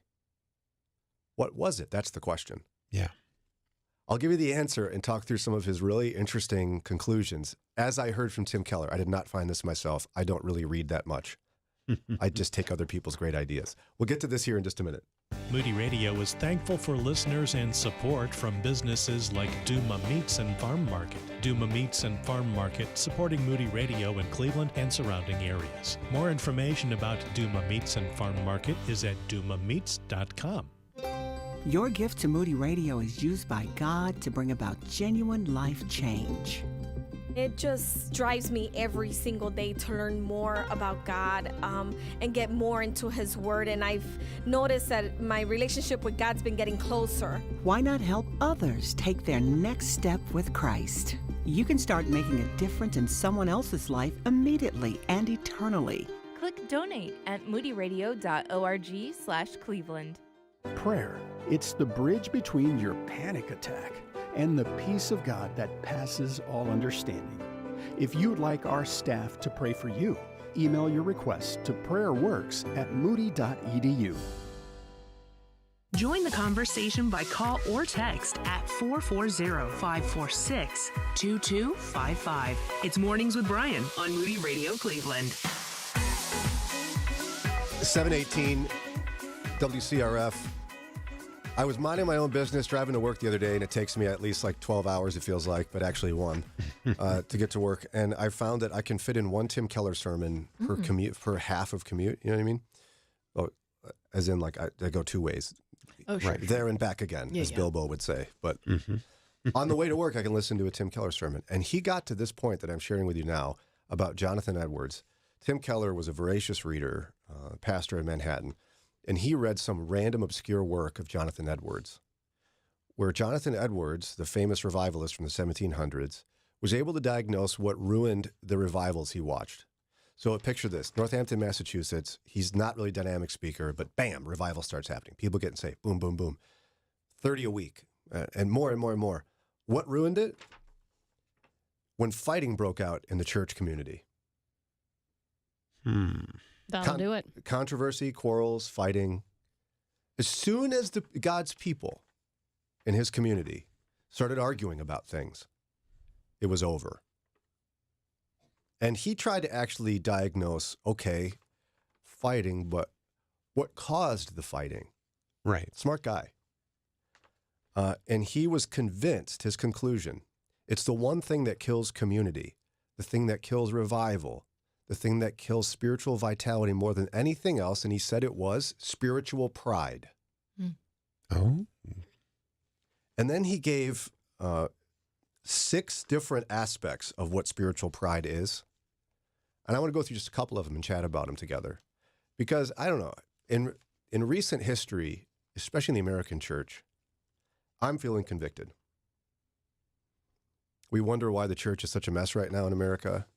Maybe it's spiritual pride. We all want revival, but we're so busy arguing. Okay, so one aspect of spiritual pride, Jonathan Edwards said, was spiritual pride makes you more aware of others' faults than you are of your own. Like, you are more often, now just think of a scale, you're more often thinking of other people's faults than you are about your own. Yeah. That's me. Especially when I'm driving. You know, a lot of people don't know what they're doing out there. And I mean, just in life, right? You go, what's wrong? This person, that person's got it wrong. This person's got it right. I'm going to go after these people. If they don't need to think like me. But spiritually speaking, the great revivalists in American history loved Jesus deeply and watched revivals happen. I should be thinking about my own faults more than other people's. How many people do that in our country these days? Not enough. I mean, I feel like we've all deputized ourselves as, sheriffs of the internet.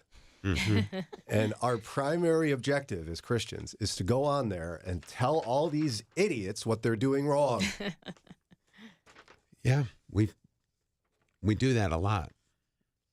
No doubt.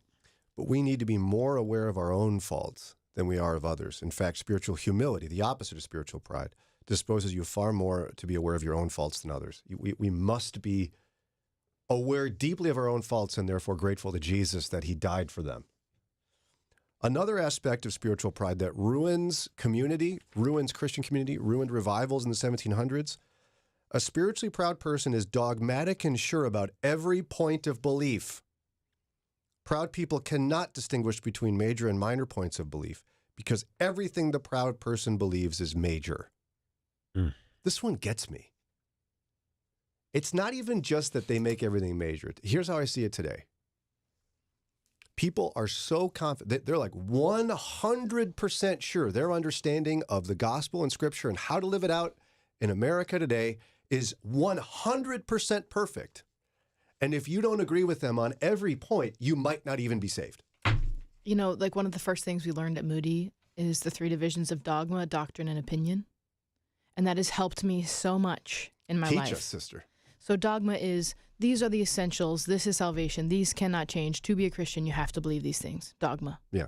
Doctrine is different churches, Lutheran, Anglican, non-denominational Baptist. The differences in those are doctrine. They have different doctrinal positions. And then just opinion. You could still be at the same church and have different opinions about the rapture. Some people, some people move that up into doctrine. Some people make that opinion. And it's not going to make me, break fellowship with my brothers and sisters at this church here. It's just my opinion. This is what I think, but it's not salvific. It's not dogma. And it's not really doctrines that it's so much important to me that I have to be in the same community as the people who believe with me. It's just my opinion. I think a lot of people miss that there are certain elements of the Bible that are just really, really hard to understand.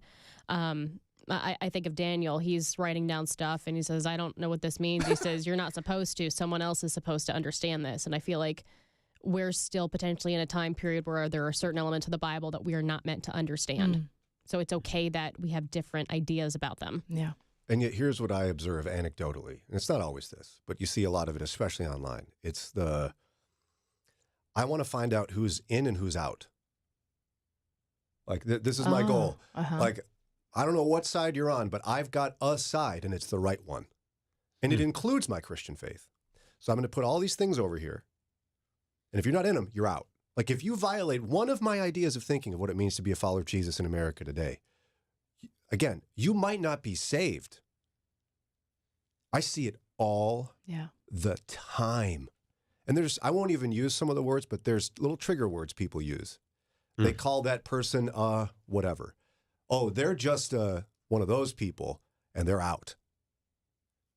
This is what Jonathan Edwards said would ruin revivals and the spreading of the gospel in our community. Another aspect of spiritual pride that caused fighting among Christians in Jonathan Edwards' time, a spiritually proud person either loves to confront others because they like winning, or proud people refuse to confront others because they really don't like criticism and controversy. A humble person confronts when it's necessary. Listen to that. A proud person loves to confront others because they like winning. You want to win. You want Jesus to win. You want the church to win. So gosh darn it, I'm going to win on this one. You're out. Yeah, I'm going to tell all my friends, in fact, that if you don't agree with me on this one, like you gotta go listen to this pastor. I heard this pastor did this. I heard this Christian did that. This leader did that, and they're out now. You need to hear it. They're losers. We're winners. And then you call the station manager of a radio station and scream at them. Why do you say that? Because that happens here all the Because time. poor Josh, that's why. Yeah. Christianity, following Jesus, isn't about winning. Yeah. And I have to wonder, a person like that, have you ever done a Bible study on any topic and changed your mind? Because if you've done that once, then you have to realize it could happen again. I could be wrong in my Western application of a ancient Eastern script here. And I need to do more research. I need to hold it less tight-fisted, loosen up my grip on my beliefs, and, keep studying them, realizing somebody else's belief may be right. I could be wrong. I should listen and learn. Yeah, we will never, ever reach spiritual maturity in this lifetime. So we have to just acknowledge that we might be wrong, and the Bible will never run out of things to teach us as long as we're still breathing. It's a tough one because there's nothing new under the sun, you know? Mm-hmm. As in, like, Jonathan Edwards was characterizing what ruined revivals in his day, and it's the same thing that's wrecking Christian community today. It's unbelievable and yet predictable. Yeah. And again, I sometimes feel like the people in the church who are yelling the loudest about how bad we need a revival are the ones who ruined it in Edwards' time. Yeah. They ruined the revivals, and they want it that bad. They're the ones who are walking around dogmatic, sure about every point of belief, and condemning people outright they disagree with. They're so aware of other people's faults, they don't realize how badly they still need a savior. And they love confronting other people because what they really like is winning. Mm-hmm. The early church lost, and that's what spread the gospel. Yeah. I don't know, guys. It's hard for me because it's so bad right now. Is it just me? No. Here's another one. Wasn't planning on, but I got time. I'm going to throw this one in there. Spiritual pride also leads you to quickly separate from those you criticize and from those who criticize you. Like, if you suddenly are like, I got this all figured out. That guy, he got that point wrong. Now they're separate from me.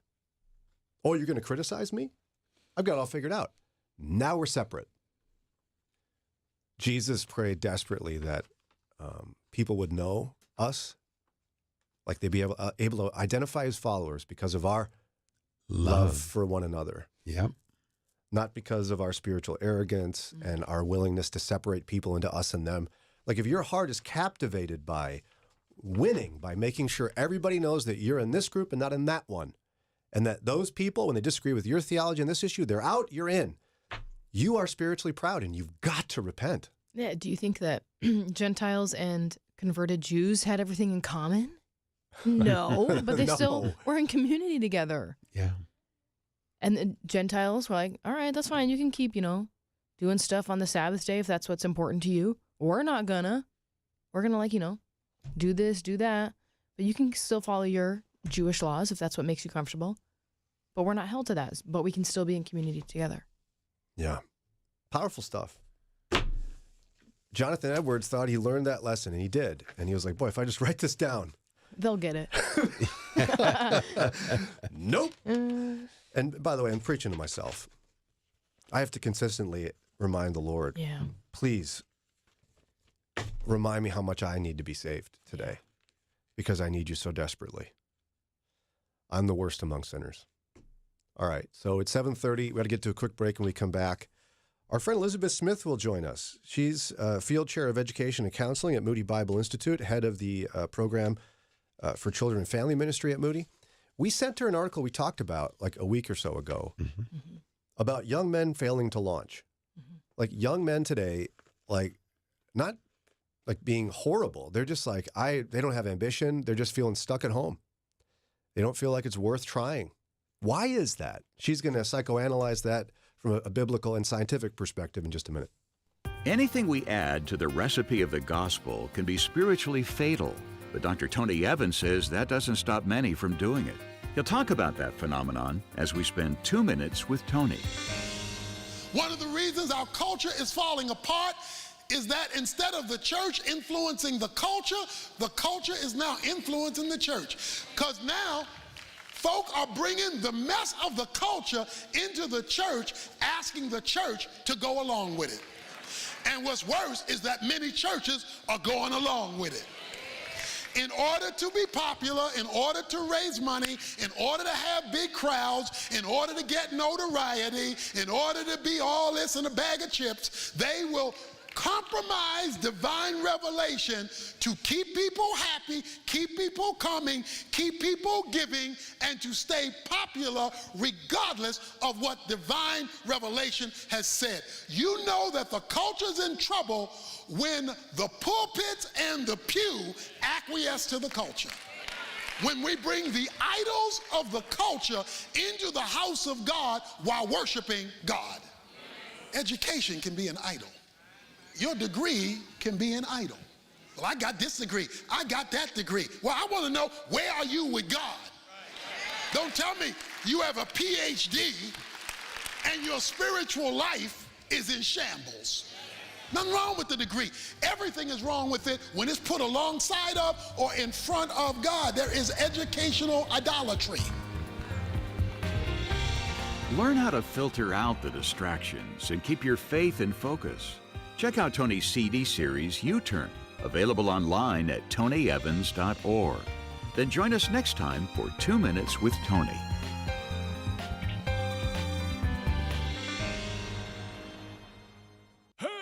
You have less than a month to prepare to gather with like-minded men facing similar challenges and needing encouragement like you. Walkworthy 2024 is Saturday, March 2nd at Canton Baptist Temple. It will feature Mark Joe, James Ford, and Nick Gatsky giving powerful messages as well as time for worship and food.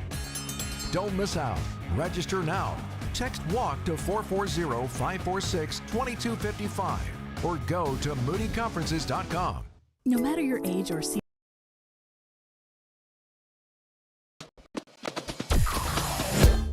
Mornings with Brian. Moody Radio Cleveland. 103.3 at 6 to 9 a.m.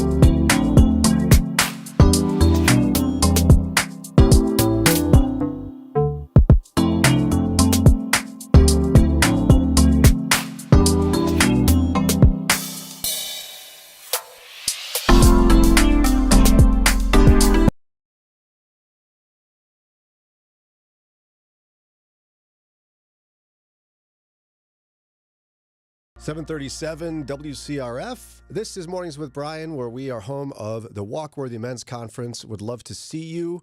And I'd love to have you get some Bible teaching from Dr. Mark Jobe, Dr. Nick Gadsky, James Ford from Treasured Truth. We'll do a live hour of the show right in front of you, record it and play it back on the air at some point, probably. And we'd love to have you be part of all of it. Just text the word WALK to 440-546-2255. Tickets are going quickly. And it's going to be Saturday, March 2nd, Canton Baptist Temple. Get your men together. Get going. All right, so not too long ago, we chatted as a team about an article from Dr. Russell Moore where he recounted speaking to a diverse group of people. It was atheists, Christians, conservatives, liberals, young, old, and it was a group of men who were concerned about their kids and grandkids for the same reason. They weren't worried about, he writes, gang violence or drug addiction or drag racing or street fights. They weren't even talking about sexual promiscuity or binge drinking. They're talking about something quite different, a kind of hopelessness they see in the kids in their life, young men, a lack of ambition, in some cases even to leave the house at all, much less to go out into the world and start families of their own. These young men, as he characterized it, are failing to launch. We wanted to know what our friend Elizabeth Smith thinks about this. She's Field Chair of Education and Counseling at Moody Bible Institute and Program Head for Children and Family Ministry. Welcome, Elizabeth. Hello? Is she there, Ron? Is this thing on? Tap, tap, tap. Maybe she should be. I just spoke to her. Okay. Now can you hear me? Now there we go. Hear you. Awesome. I'm just going to keep talking whether anybody listens or not or hears me or not. I know what you were doing. Interesting. Yeah, I have great conversations with myself. But well, sorry about that. And you were also demonstrating failing to launch is what you were doing. That was exactly, I meant to do that then. Thank you, Brian. Thank you for noticing my intentional radio object lesson. I knew it. So, okay, so first question, do you see this at all in the young men you encounter, in your own ministry life at Moody or at home church or anything? Yeah, absolutely. I do think it's a culturally systemic issue, especially in the West. I think outside of Western culture, so if you go to bigger cities, America is obviously Western. Europe is Western, the UK area. And again, where you go to bigger cities in other parts, Asia and Africa, I mean, where you're going to see this.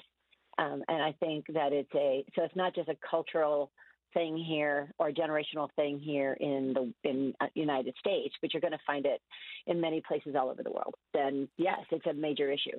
What does it look like in terms of your observations when young men fail to launch?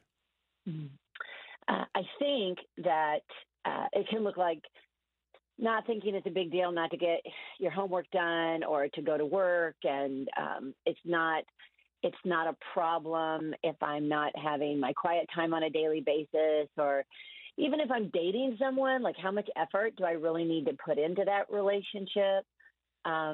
I heard and I don't even remember who said that in our country, we used to say that freedom is what everybody wanted. And really, they made the observation that really everybody today, and then especially that generation, they just want to be taken care of. If you would just take care of me, and I want to negotiate failure, because just because I didn't show up and do something doesn't mean you should fire me or I shouldn't be able to pass the class. So there's a lot more negotiation. There's a lot more not understanding of actions with consequences. And there's a real internal lack of motivation to pursue their potential and future and their purpose within that future. How new is this? I mean, you've been teaching for a number of years. You're very young, of course. But you've been teaching for a number of years. Is this very new? No, if you remember a long time ago, Matthew McConaughey was in a movie, Failure to Launch, and I think it made people laugh because it was kind of the beginning of this. So, no, I don't think it's brand new, but I think when you have a few people, here and there doing it, but when you have almost an entire generation, when you have a larger group of people, it grabs everybody's attention. I mean, how many businesses have you gone in or restaurants and they're like, oh, we're low on staff? Yeah, that's common. It's really low on staff. Well, what happened? Because those jobs in the restaurant, those are usually kind of beginning jobs for a lot of people. And that is that younger generation, older adolescents, emerging adults, young adults, and they're not there. So where is the motivation to work and to provide for ourselves and to work our way from the bottom up, to get off the couch, to get out of the house? And I would say, I think Scripture, bringing it to a biblical point of view, Scripture talks about slothfulness and laziness. And these are actually kind of two concepts. Lazy is, I just don't want to do something. Like this morning, my alarm went off. I guarantee you my first thought was pretty lazy. Let's just turn it off and go back to sleep for several hours. Right. Totally did. Now, did I do it? No, I got up. But that, when you just, I don't want to cut the grass. I don't want to do the dishes. Okay, we have moments and we're like, all right, but we need to do what is good and right and beneficial for others. Slothfulness can be understood with more of an underlying anxiety or fear. And so the frozenness of doing something, you can't, it can look lazy, but it's the fear underneath. And I think there is an underlying fear and anxiety, which is holding that generation hostage. There we go. Okay, because I'm just scratching my head at what's behind this, because it's foreign to me. I think my generation didn't experience this problem. We had plenty of other ones, but not this one. So Right. what is behind this? You're saying it's fear? Fear of what? Yeah, that's a great question, because it's like you can feel fear, but then you have to identify the cause of it. I put it in two categories. One is a fear of trying to discover and live out my purpose. As believers, we all know we were made by God for the purpose of knowing Him and glorifying Him. But how do I do that when it comes to my relationships and my family and my job? And we live in a culture that stays away from cultural identity markers. If today we say, hey, in our family or in our ethnicity or in this gender or in that gender, when we start kind of putting people into groups in which there's a commonality among the group, it can easily be seen just from the very beginning as politically incorrect and that's wrong and you shouldn't do that. And so when you don't have those identity markers, though, then you don't know what to expect. And all of us as humans, when we are not able to somewhat predict in our futures, then our security goes away. So, for example, in my classes, you come in, they actually have seats that are assigned from the very beginning. They're in groups, and then there's a very much of a pattern of how we handle our days. That's in college. Remember, in first grade, you go and you have bell work. You go in and you see on the chalkboard, you do this, you do this, you do this. So, and every classroom would be a little unique, but we all knew what to expect. We understood our place within that community, and I knew what I was supposed to do. Without that kind of direction, there becomes a paralyzing fear, and we absolutely live in a culture that says everybody should just do what's right in their own eyes. That's how you're going to be happy. It doesn't make you happy. It just makes you terrified. It's 7:45, time for a quick break here on WCRF's Mornings with Brian. Our guest, Elizabeth Smith, Field Chair of Education and Counseling at Moody Bible Institute. What I want to do when we come back from this break is I have a dear friend who's a counselor, and she regularly says we always have a choice to be reactive or reflective. So if I'm going to be reflective, parents must have contributed to this in some way to create a generation that has this paralyzing fear and failure to launch. So what responsibility can parents bear? We'll talk about that with Elizabeth Smith here in just a minute.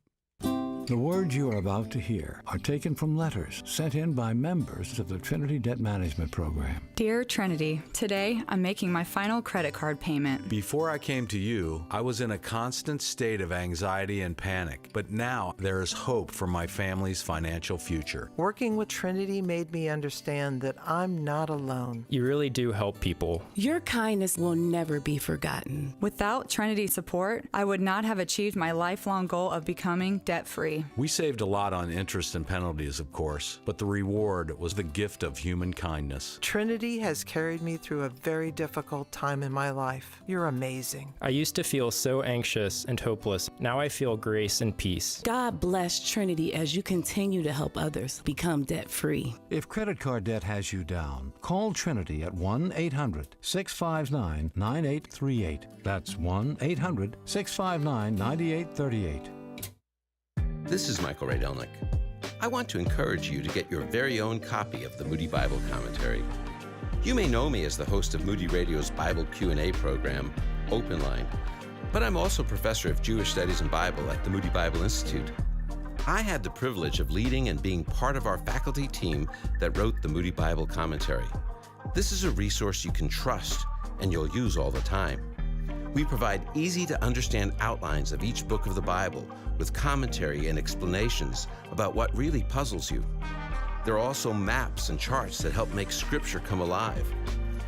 If you're new to the Bible or have read it for many years, the Moody Bible Commentary will help you better understand God's Word every day and apply it to your daily life. No need to wonder anymore what the Bible means. You'll find quick, helpful insight in the Moody Bible Commentary. Get your copy today at moodybooks.org. That's moodybooks.org.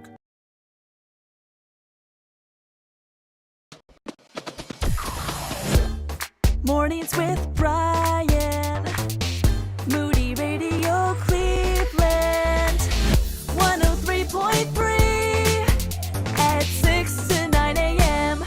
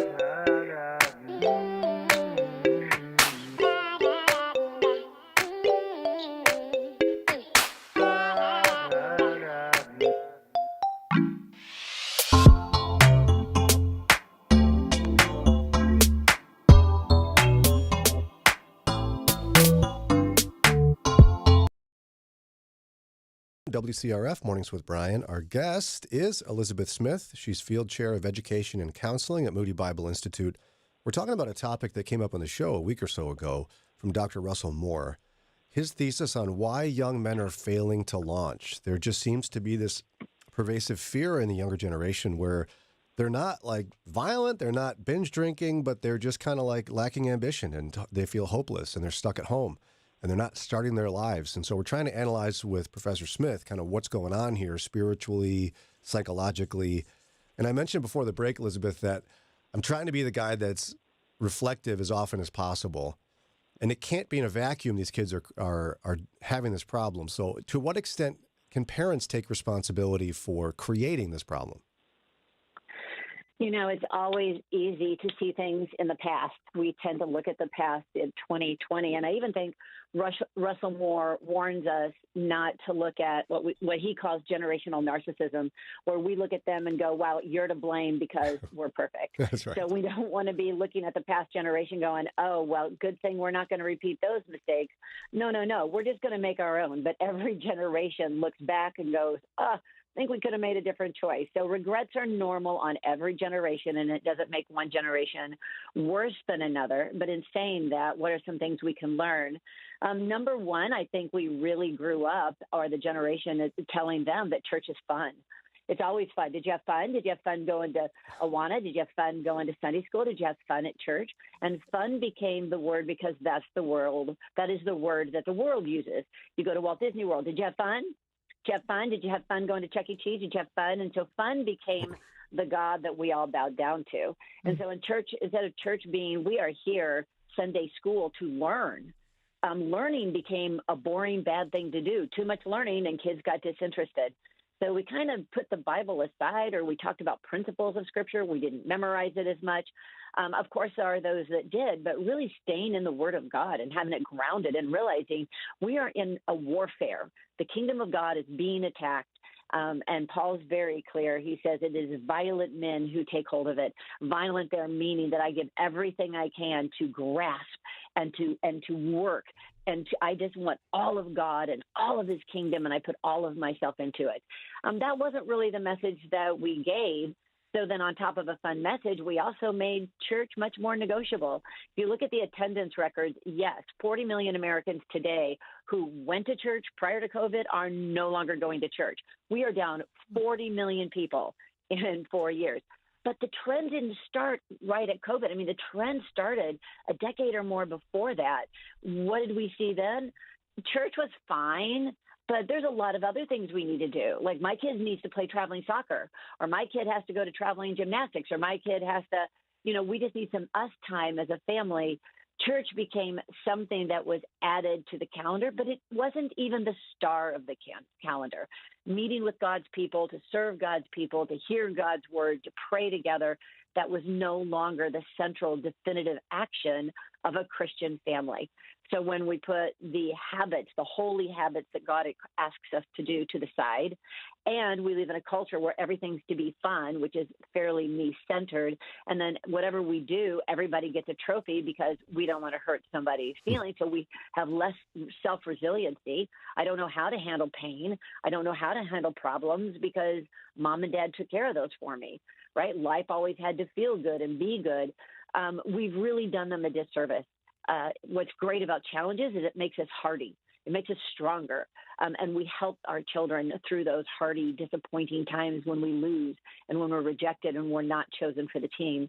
So I would say those are some generational issues that we don't want to repeat, if I could just say that strongly enough to people, because it is a perfect solution on how to raise a slothful young adult. Something hard comes along, I don't know how to deal with that. This going to work and trying to go out there and figure out who I am and what I do, well, that's really hard. So that's your beginning of slothfulness. And then realizing that, wow, I could go out there and fail. I could really be bad at this. Wow, I've never been bad at really anything. I'm going to fall apart. And therefore it becomes very fearful. So I would say they're definitely fear-based. And so for each individual, you see, especially young men going through this, is to ask the question, what is missing from your life that you wish you had? And what are some habits or some choices you're making that may be contributing to you not having those things? And could it be that you have created slothful habits? You don't know how to go after it. You're afraid if you fail. Has put you kind of in this frozen state of inactivity. Let's just have some conversations about that. And I know I'm giving you a lot, Brian, but I'm going to tell you one new thing. There's a new book, or in the world of counseling, of which I am one, is this term called intimacy anorexia. And intimacy anorexia, they're actually finding men who are engaging in watching porn, who are addicted to all the football games they could possibly watch, who are wanting to play video games well until their 20s and 30s, and they're distracting themselves with all of that. One of the things they find is that there's an anorexia, a starvation for intimacy, because in each of those activities, they actually feel like they're connected and have they're part of a community, and it's a warm presence. So in pornography, the person that you're looking at, whatever they're doing, you're invited into that. You're warm. They feel welcome. They feel good about themselves. Football, we're all one big team. We're cheering for our team. That's a team sport.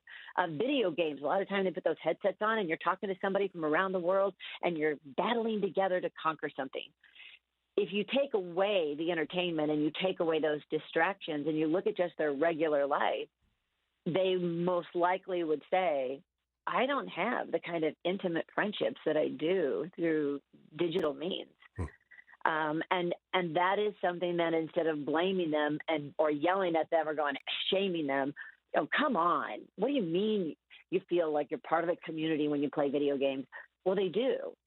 So, but we don't immediately go get community for them. Let's not hand it to them on a silver platter. We need to let them know community takes work. And it can be hard, and you might be rejected, and you might fail. But it is within being a part of the community of God. It is using our talent in those kind of relationships that eventually we will find out who we are and what God wants us to do. And that's the intimate relationships that'll be there in the really hard times of our life. So giving them a picture of who the church is, how they're a part of that, and helping them to foster those intimate relationships that they're really seeking, it goes a long way in helping to address the slothful behaviors they may have picked up. You know, I have to admit, part of me was hoping you'd give us just like a slight course correction needed. But I mean, Yeah. the idea of intimacy anorexia being the problem, which you very, I think, effectively portrayed as the situation, that's a major shift to recover from. Oh, yeah, it is. No, you're 100% right. And in looking at this, if we look at Proverbs, and you look and go, throughout Scripture, there's 59 verses that kind of deal with slothfulness. And when you look at it, it's like, okay, what is the solution here? Well, one of the solutions is it talks about the slothful person is to imitate those around them who are not slothful.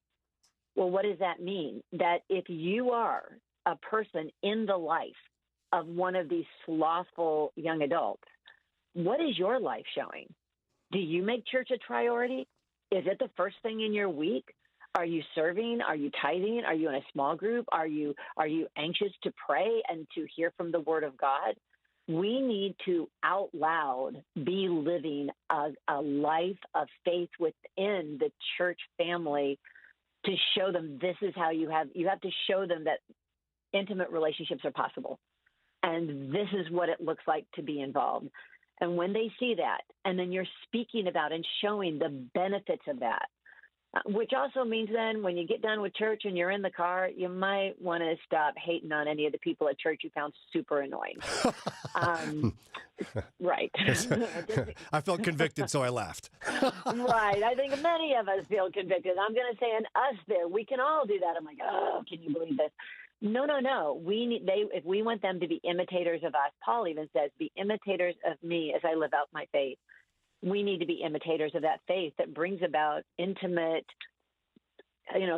flourishing, intimacy, where we're gluttonizing on it almost. Like, this is how you do it. This is what it looks like.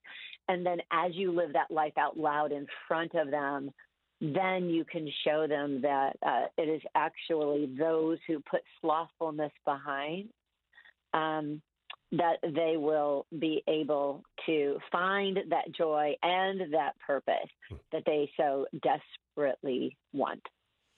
Wonderful. Always enjoy our time with you. Again, Elizabeth Smith is Field Chair of Education and Counseling at Moody Bible Institute. She's also the Program Head for Children and Family Ministry.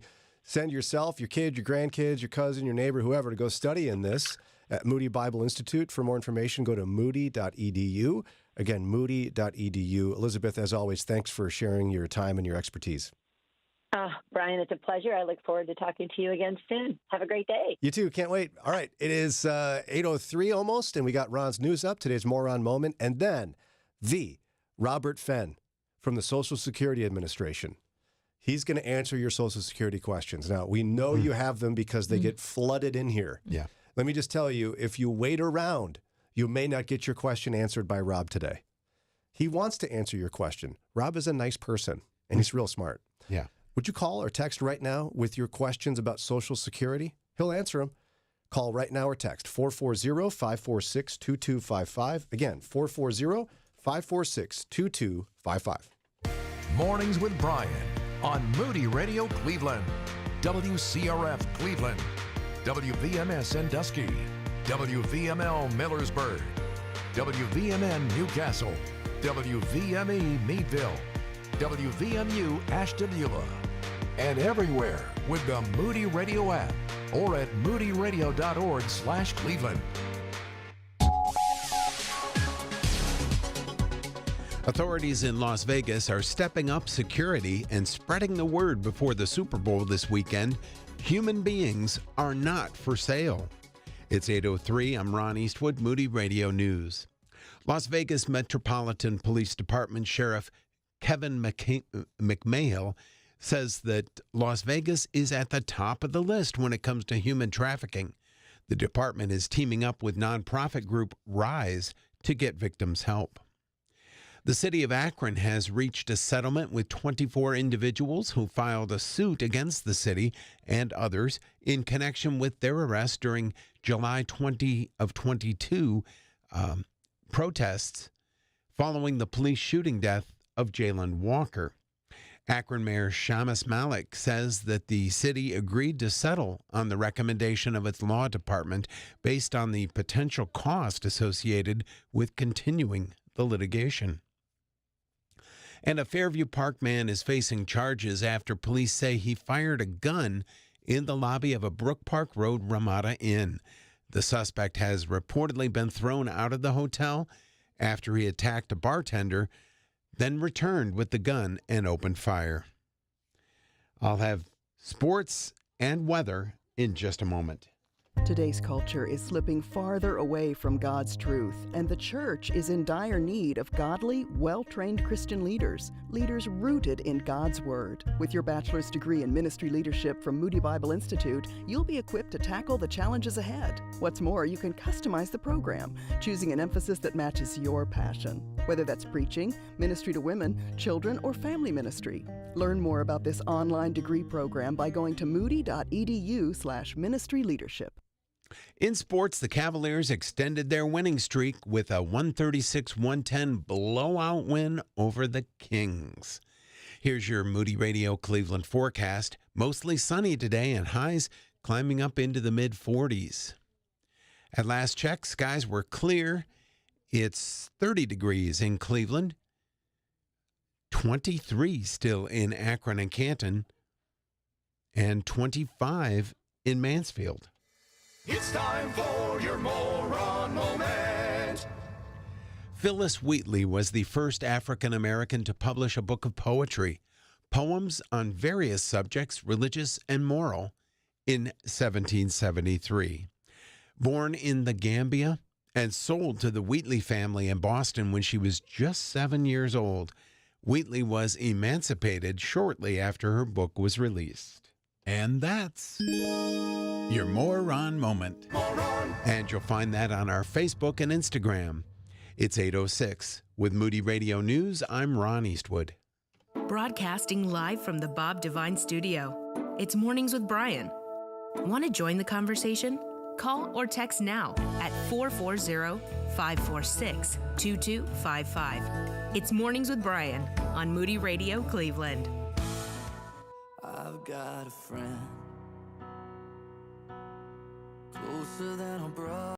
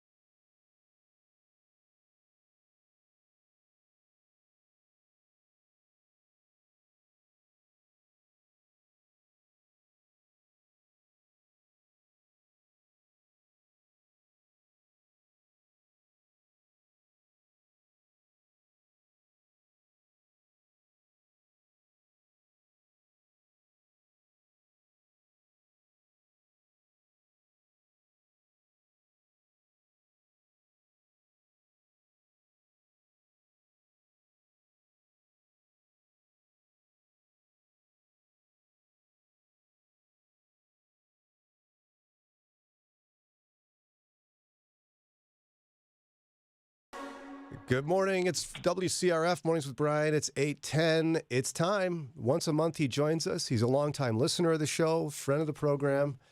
We've had dinner together. We're basically best friends. We are almost twins, really. If you saw us together, you'd be like, are you guys related? If you're on the live stream, you can see what he looks like. Mm-hmm. He's also a public affairs specialist with the Social Security Administration. Robert Fenn, welcome back to the show. Good morning, good morning, good morning, good morning, morning. Thank you. And let me make sure I start by this. Our day, of course, many of us is going to start with prayer, but it also counts with a little smile from a person. So, Daria, thank you. I can tell when she calls, she's having the greeting with a smile on her face. True. So thank you for that. Aww. She's great. And I mean, you don't think I thought you were going to be like, wow, we are both curiously handsome. So in that sense, we look a lot alike. That. Well, Brian, some things are so strikingly obvious. There's no need to even say anything. It's just there. They know. That's my guy. That's my guy, Rob Fenn, public affairs specialist with the Social Security Administration. Get your questions in by call or text 440-546-2255. You ready to launch in, Rob? Let's do it, twins. All right, let's go right to Ronald, not Eastwood, but Ronald in Ohio here. Ronald, what's your question for Rob? Okay, I was born in 1961. So my full retirement age to get Social Security, the full amount of Social Security, is that what, 67 or what now? It is since you were born after 1960, your full retirement age is 67. 67 is the full retirement age in which you can receive 100% of what you're eligible for. Cool. That's what you're looking for? That was basically what I was wanting. And if I get 95%, how was that, 66 or what? Yeah, so what would happen is you can go to our website, socialsecurity.gov, and you can type in full retirement age, and there's a calculator that breaks down the percentages that you take that benefit. So if you take your Social Security benefit prior to your full retirement age, each month it actually would be reduced. So there's not, in order to find out what that specific month would be, I don't have that all in my head to get that exact 95%. Because if you take it at 66, then you're going to have on average around 8% less than the amount that you would receive at age 67. Does that help? Well, I mean, I don't need the exact amount. I just wondered. All right. Yeah, so make sure you go to our website, socialsecurity.gov, and you should have looked at your Social Security statement. You can start there, so that way you can see the differences between age 62 and age 67 and then age 70 for you. And there's a calculator. There's 3 different calculators, in fact, that you can actually use. And you can plug in, one of them, you can actually plug in your salary that you're making in 2024, and you can see how that would affect you if you were turning 67, let's say next year.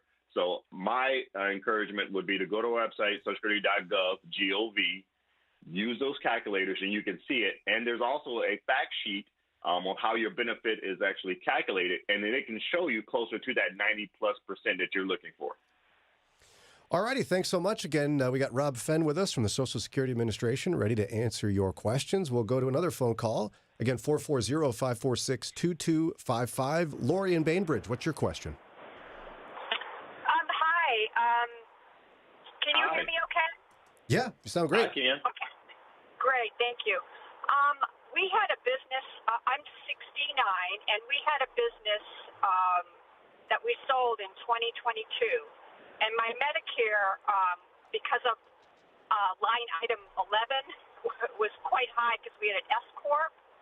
And so my Medicare has gone up dramatically. Can I give a estimated tax return for this year and have that go down so that they look at my regular income and not that business income?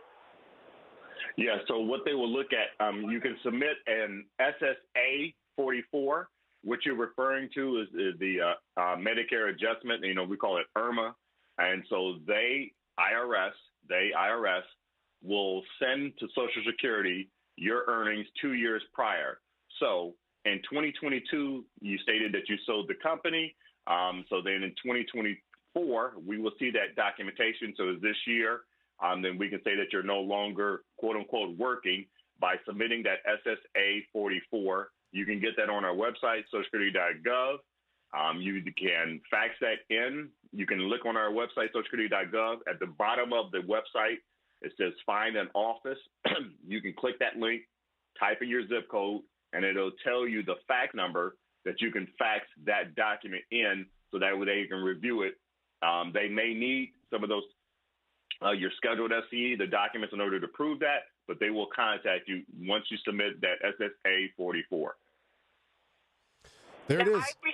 I received this letter in November. Is this considered an appeal? Have I lost my time frame? No, ma'am, that's not considered an appeal. So you're okay. That's something different. And so I don't want to confuse anyone. So I just want to make sure you stick with the SSA 44. You submit that, okay? And so you still can do that. You have time to do so. You're okay. Okay, great. Thank you very much. No problem. Thank you. Glad you called, Lori. Again, we got Rob Fenn. He's ready to answer your questions.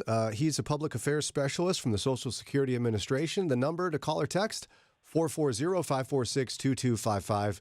We'll get more from my twin here on the show in just a minute. You have less than a month to prepare to gather with like-minded men facing similar challenges and needing encouragement like you. Walkworthy 2024 is Saturday, March 2nd at Canton Baptist Temple. It will feature Mark Joe, James Ford, and Nick Gatsky giving powerful messages as well as time for worship and food. Don't miss out. Register now. Text WALK to 440-546-2255 or go to moodyconferences.com.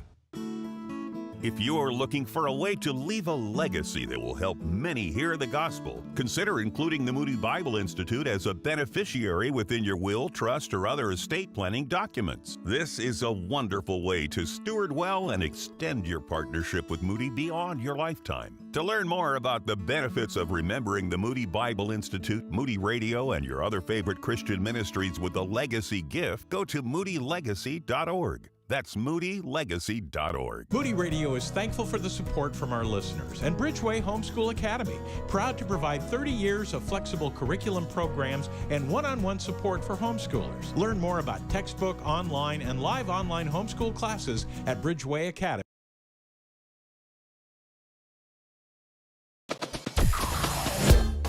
Mornings with Brian. Moody Radio Cleveland.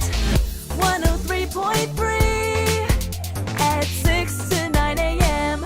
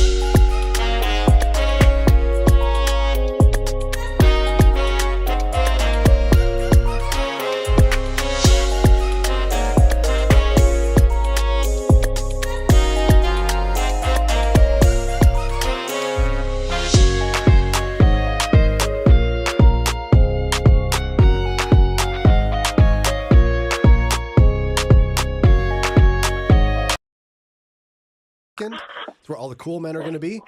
Be there or be square, Canton Baptist Temple. Get your ticket today. Text WALK to 440-546-2255.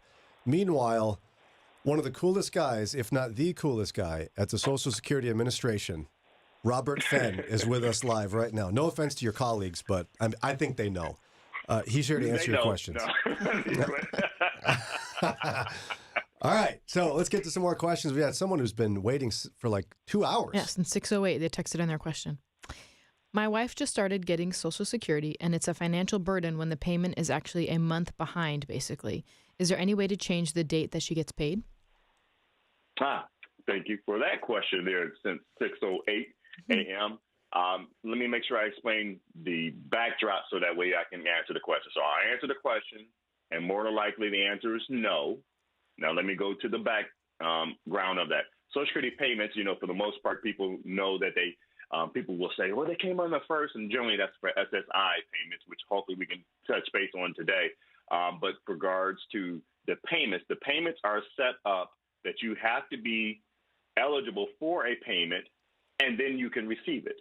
So if a person was age 62 and the birthday was today, February 6th, turned 62, the first month that they're 62 for that whole month actually would be March. March's check means that I'm totally eligible for it because I meet the work requirements and I meet the age requirement. So March's check then says that we can pay it to you, which will be in April. So we are paying a month behind because of eligibility. So then we pay the Social Security payment itself based upon the individual's birth date. So those who are born the 1st through the 10th, they receive their Social Security checks on the 2nd Wednesday, the 11th through the 20th, 3rd Wednesday, 20th on the 4th Wednesday. Because there are so many individuals, they have to allocate them at a different time frames to make sure that, again, it saves money and time and then to be able to separate them. So that's really cool to April. Can you still hear me? Yeah, I mean, you were Did you kind drop your phone? Yeah. Let me see here. I think it just went off in the Bluetooth. 1 second. Okay. Oh, Bluetooth. Yeah, silly Bluetooth. I'm over here like personally offended. My birth date is on the 27th of the month. Oh, so wow. You're making me wait so long, Rob. Well, I mean, how can a twin do that? I don't know. But, hey, You got to do something. It is. Can you hear me clearly now? You sound great. Yeah. Okay. So, again, we separate it based upon the individual's birth date and what have you. Now, if an individual, I just want to make sure because we have a variety of listeners and sometimes I get emails and people say, well, that doesn't happen in my situation. I'm answering the question based upon how it was described to me. And if individuals are receiving some SSI payments and there's Social Security disability involved, then we may still stick with the 1st of the month for that payment. So if there was some type of extreme reason, then we can look into it. But it really almost takes like an act of Congress for us to be able to change that Social Security payment.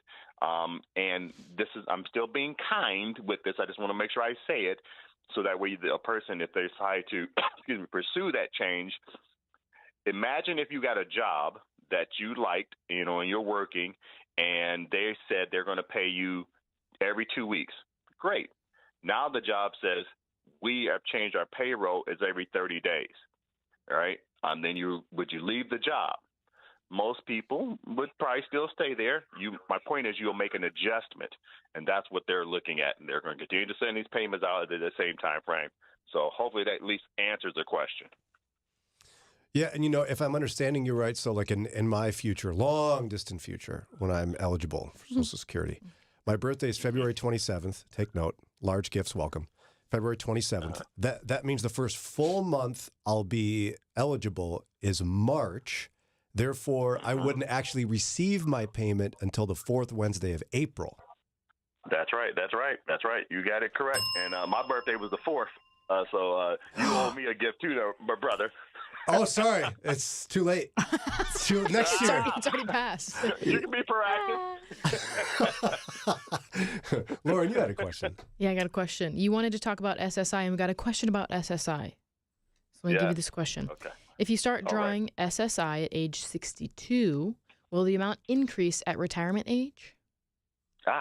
See, now notice how I'm going to assume that Lauren read every single word that was on the screen that She did. that she saw. She did. I can see it. And so, in my opinion, when I hear that, the years of my experience being with Social Security, people mix up the terms SSI, Supplemental Security Income, SSD, Social Security Disability, SSDI, Social Security Disability Insurance, SSA, Social Security Administration. They mix all of those things up, because they're all initials. Yeah, and you just what mixed have me you, up. like, Well, that's on you, Rob. Yes. Yes. So let me make sure I explain that. The individual said, if I collect my SSI at 62, notice that they said 62. 62 is the earliest age an individual can file for Social Security retirement benefits. So with that being said, I'm going to answer the question the way it was worded and then explain what I believe they may have meant. Okay. If a person took SSI, Supplemental Security Income Benefits, at age 62, we will screen that individual's work history, and we'll say, okay, you are receiving SSI at 62. Do you have any Social Security earnings coming to you? Have you paid into Social Security at least 10 years? If the individual did pay into Social Security, we are first going to pay them their retirement check first, and then look to see if we can pay any additional SSI benefits. So if we were to give them a retirement benefit, the question said, when I reached full retirement age, would my check go up? So the answer would be no, because the individual is receiving retirement payments prior to their full retirement age. So let me go back to the part of where the individual, let's say if they didn't mean to say SSI, then they file at 62, it's a retirement check still, and it would not increase when the individual reaches their full retirement age. You are electing to receive a smaller check, maybe for a longer period of time, or you could have waited to receive a bigger check if you waited. So if I waited to 67, like Brian, then I would receive a higher monthly amount for maybe a shorter period of time. That's just fancy speak. We don't know when we're going to leave God's green earth. So that's all I said. Fair enough. All right, let's go now to Robbie and Willoughby. Robbie, what's your question for Robert Fenn of the Social Security Administration? Yes, I'm a retired school teacher, and I get STRS, that's State Teachers Retirement System. However, my husband died in 2017, and I filed for widow's Social Security under my husband, but they denied me that, but they never gave me an answer. And I'm wondering, can you tell me why? Thank you for calling in, Miss Robbie. Is your name really Robbie, or are you just trying to be my friend? Because my name is Robert. My father was named Robert, and he was, and I'm named after him, Robbie. But it is Robbie. Oh, That's sweet. Well, we're all together then. Great. Well, thank you there, Miss Robbie. And so let me make sure I explain to you spousal benefits, then I'm going to answer your question.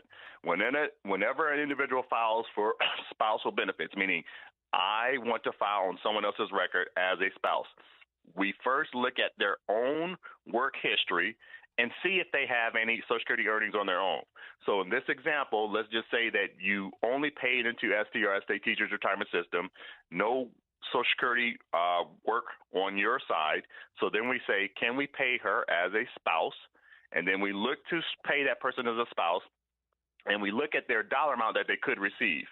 When the individual is deceased, then we looked around 71.5% that we can possibly pay at the age of 60. Then it goes up the longer the person waits. So we would look to pay 71.5%. Then they say, wait a minute, hold on. Does this person have any earnings at all? Any retirement type of earnings at all?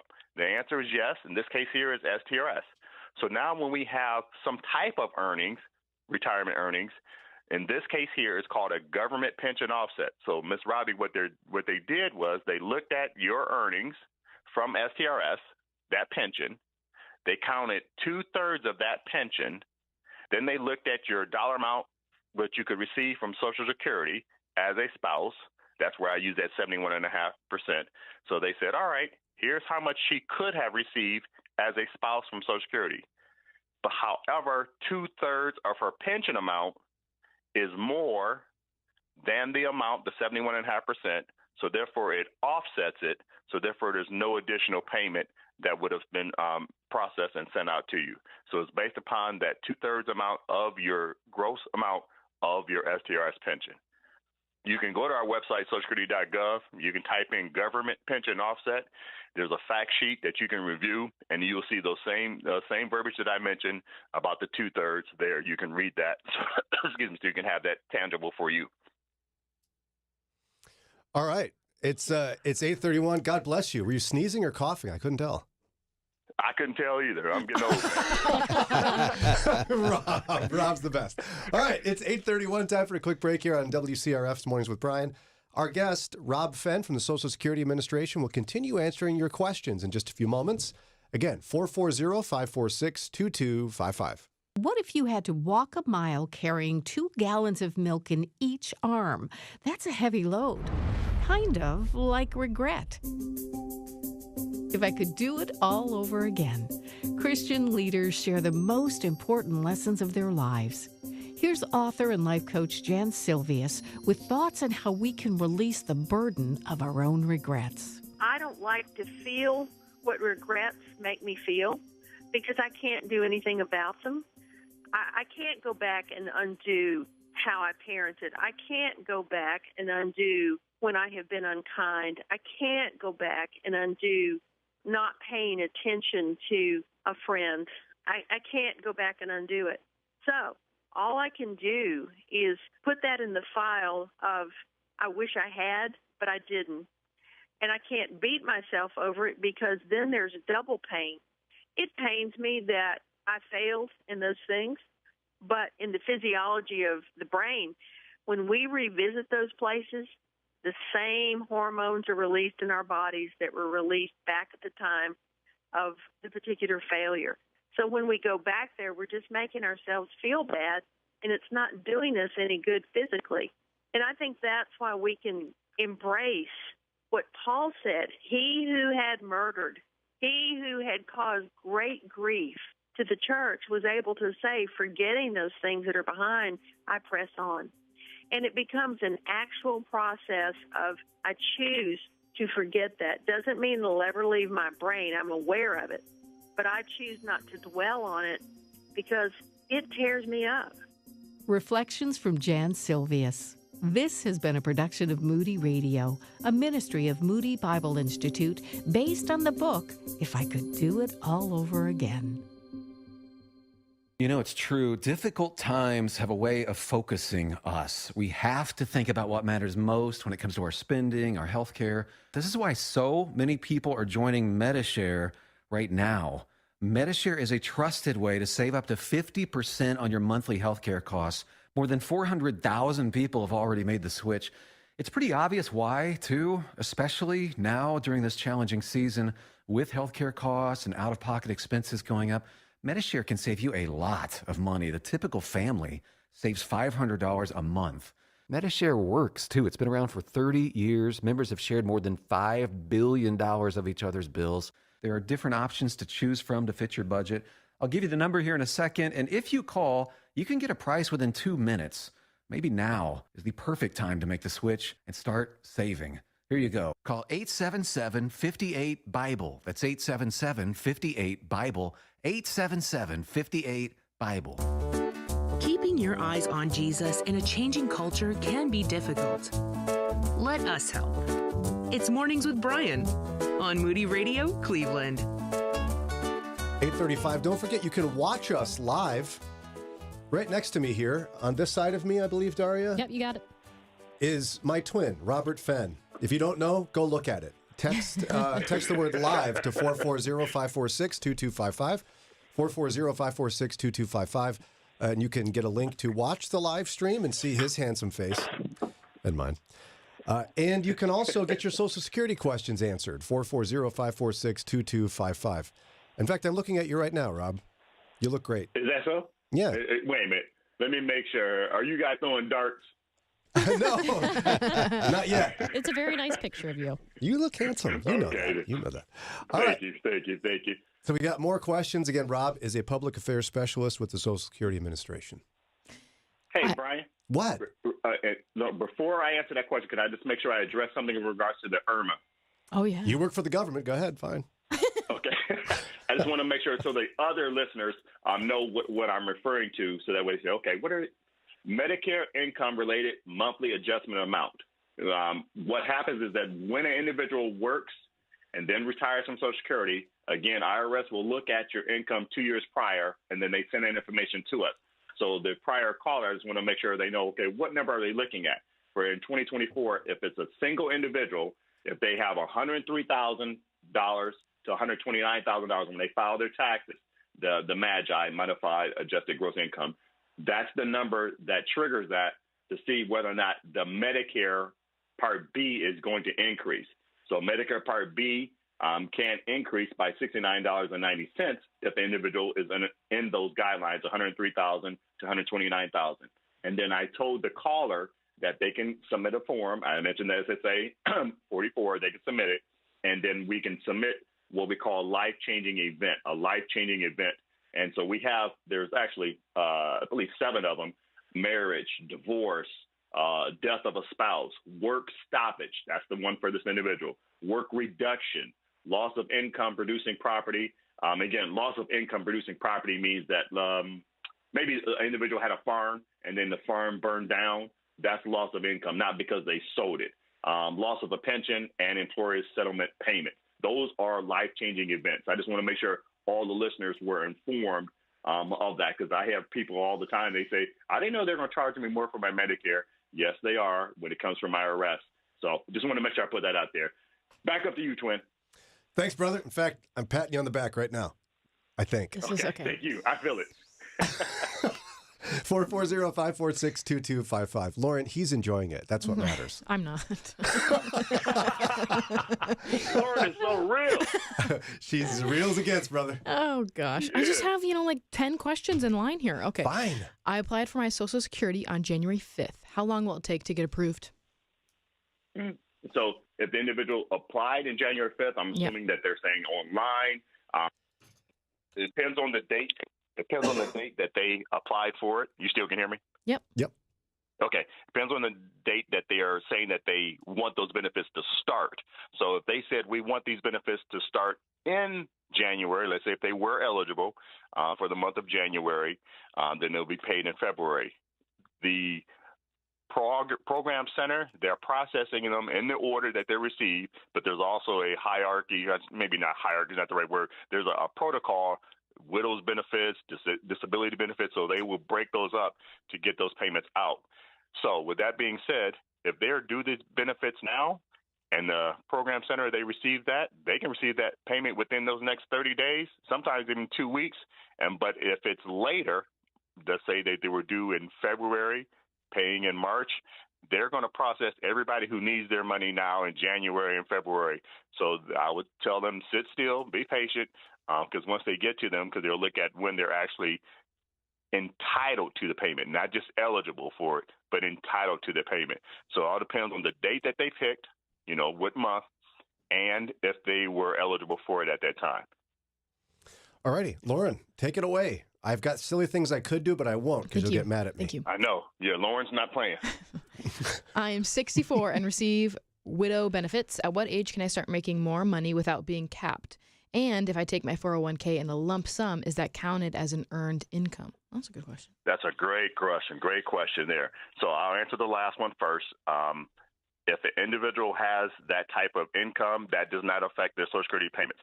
Excuse me. So that has no effect at all. Thank you. You're just so studious. I know. So, and kind and gentle. I'm just saying that because we're twins, right? That's right. You're just talking about yourself, brother. That's right. That's right. So that it's not going to affect them. Then as far as how much can they make and they earn, and so it depends on their full retirement age. So if this individual's full retirement age is 66 and 8 months, once they get to that 8th month, there's no limit in terms of how much they can make. So, for example, if an individual is their full retirement age this year, they're turning it. They're turning their full retirement age. They're turning 66 and 8 months this year. They can make $59,520. $59,520 if they're turning their full retirement age. Once they hit that month, then on, Doesn't matter how much you make. So this individual, whoever sent this in, they can go to our website, socialsecurity.gov, type in full retirement age, find out what your full retirement age is, put that, on your calendar. That year is when you can make whatever you wish in terms of Social Security, because Social Security will not care how much is your income if you're making W-2 earnings or self-employment. Then those only two things that could come into place, a W-2 or the self-employment earnings, that could possibly affect you. All right, 440-546-2255. We got a lineup of questions here, Lauren. What's the next It's one? going crazy. I'll be 70 in September. When my husband passed, I claimed on his at 62 and kept working. When should I switch mine since I'll be 70 this year? I have the Medicare and Part D plus Aetna insurance already. All right. So it sounds like they have everything lined up. So this individual can contact us. Did she say she's going to be 71? 70 in September. 70 in September. Mm-hmm. And so she can contact us to have those monies ready, 3 months before September, which would get us in June. But she doesn't have to, draw the line right in the sand. I'm contacting Social Security right in June. If you contact us all the way up to that month of September, we're still going to pay you for any monies that are due to you. So they can contact us early as 3 months before that time frame. The thing is, in this situation, this is for the other listeners, many times people will become confused and they will think that just because Social Security has their information on their record, since we're sending her a benefit as a widow, they think they don't need to contact us to make the switch on their own. This individual should contact us. They'll call 1-800-772-1213, 1-800-772-1213. They can do that in June to have those monies set up and the application taken for September. Great question. All righty. Keep them rolling. You can text or call with your questions, 440-546-2255. I am a county employee and have OPERS, but it started late in my career. I have earned all my full credits and credits to collect Social Security when I retire. How does that work, and can I collect both? There you go. So she receives Ohio Public Employees Retirement System. OPERS is the pension that individual paid into. Now, based upon how the question was said, this individual, which is quite common, paid into Social Security prior to working into OPRS. So, yes, this individual still may be eligible for their Social Security benefits. What they're referring to is if I work and I have the substantial earnings amount, that it will be 30 or more substantial years paying into Social Security, that person is still eligible for their Social Security payments, the full amount. What happens is that many times people may not have the 30 substantial years. So let me make sure I'm clear on this. They can go to our website, socialsecurity.gov, type in the word windfall. That is different than what I just spoke about with the widow. I believe her name is Miss Robbie. She had helped us out with an example. That's called government pension offset. That's two people involved. When you pay into Social Security and you pay into PRS, OPRS, that's one person. That's the windfall elimination provision.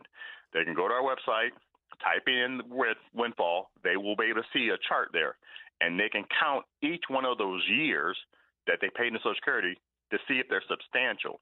If they can count 30 or more substantial years, they receive the full Social Security benefit.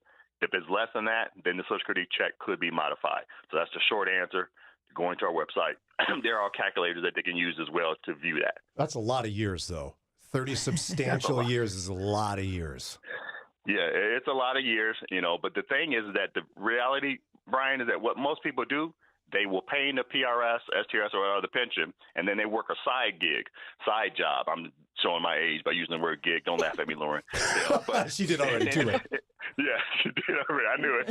So individuals will look at the fact that they're paying, working a part-time job, but you have to hit the mark for it to count. If someone were to tell you, I make $3,000 a year, you would look at them like, well, okay, that's really not a lot of money per year. So Social Security has a number that gauges that to see if you're actually making substantial earnings. So thank you. Next one up, young person. Well, actually, next up is a break, right. And she'll get mad at me if I don't do that. And this is all blame it on me. Go about ahead. making Lauren happy. 440-546-2255. We'll keep getting some questions here from you to Rob Fenn from the Social Security Administration here in just a moment. Dr. Gary Chapman of Building Relationships with a prayer for couples experiencing marital disharmony. Father, you know those who are struggling in their marriage. I pray, Father, that your Spirit will touch their spirit.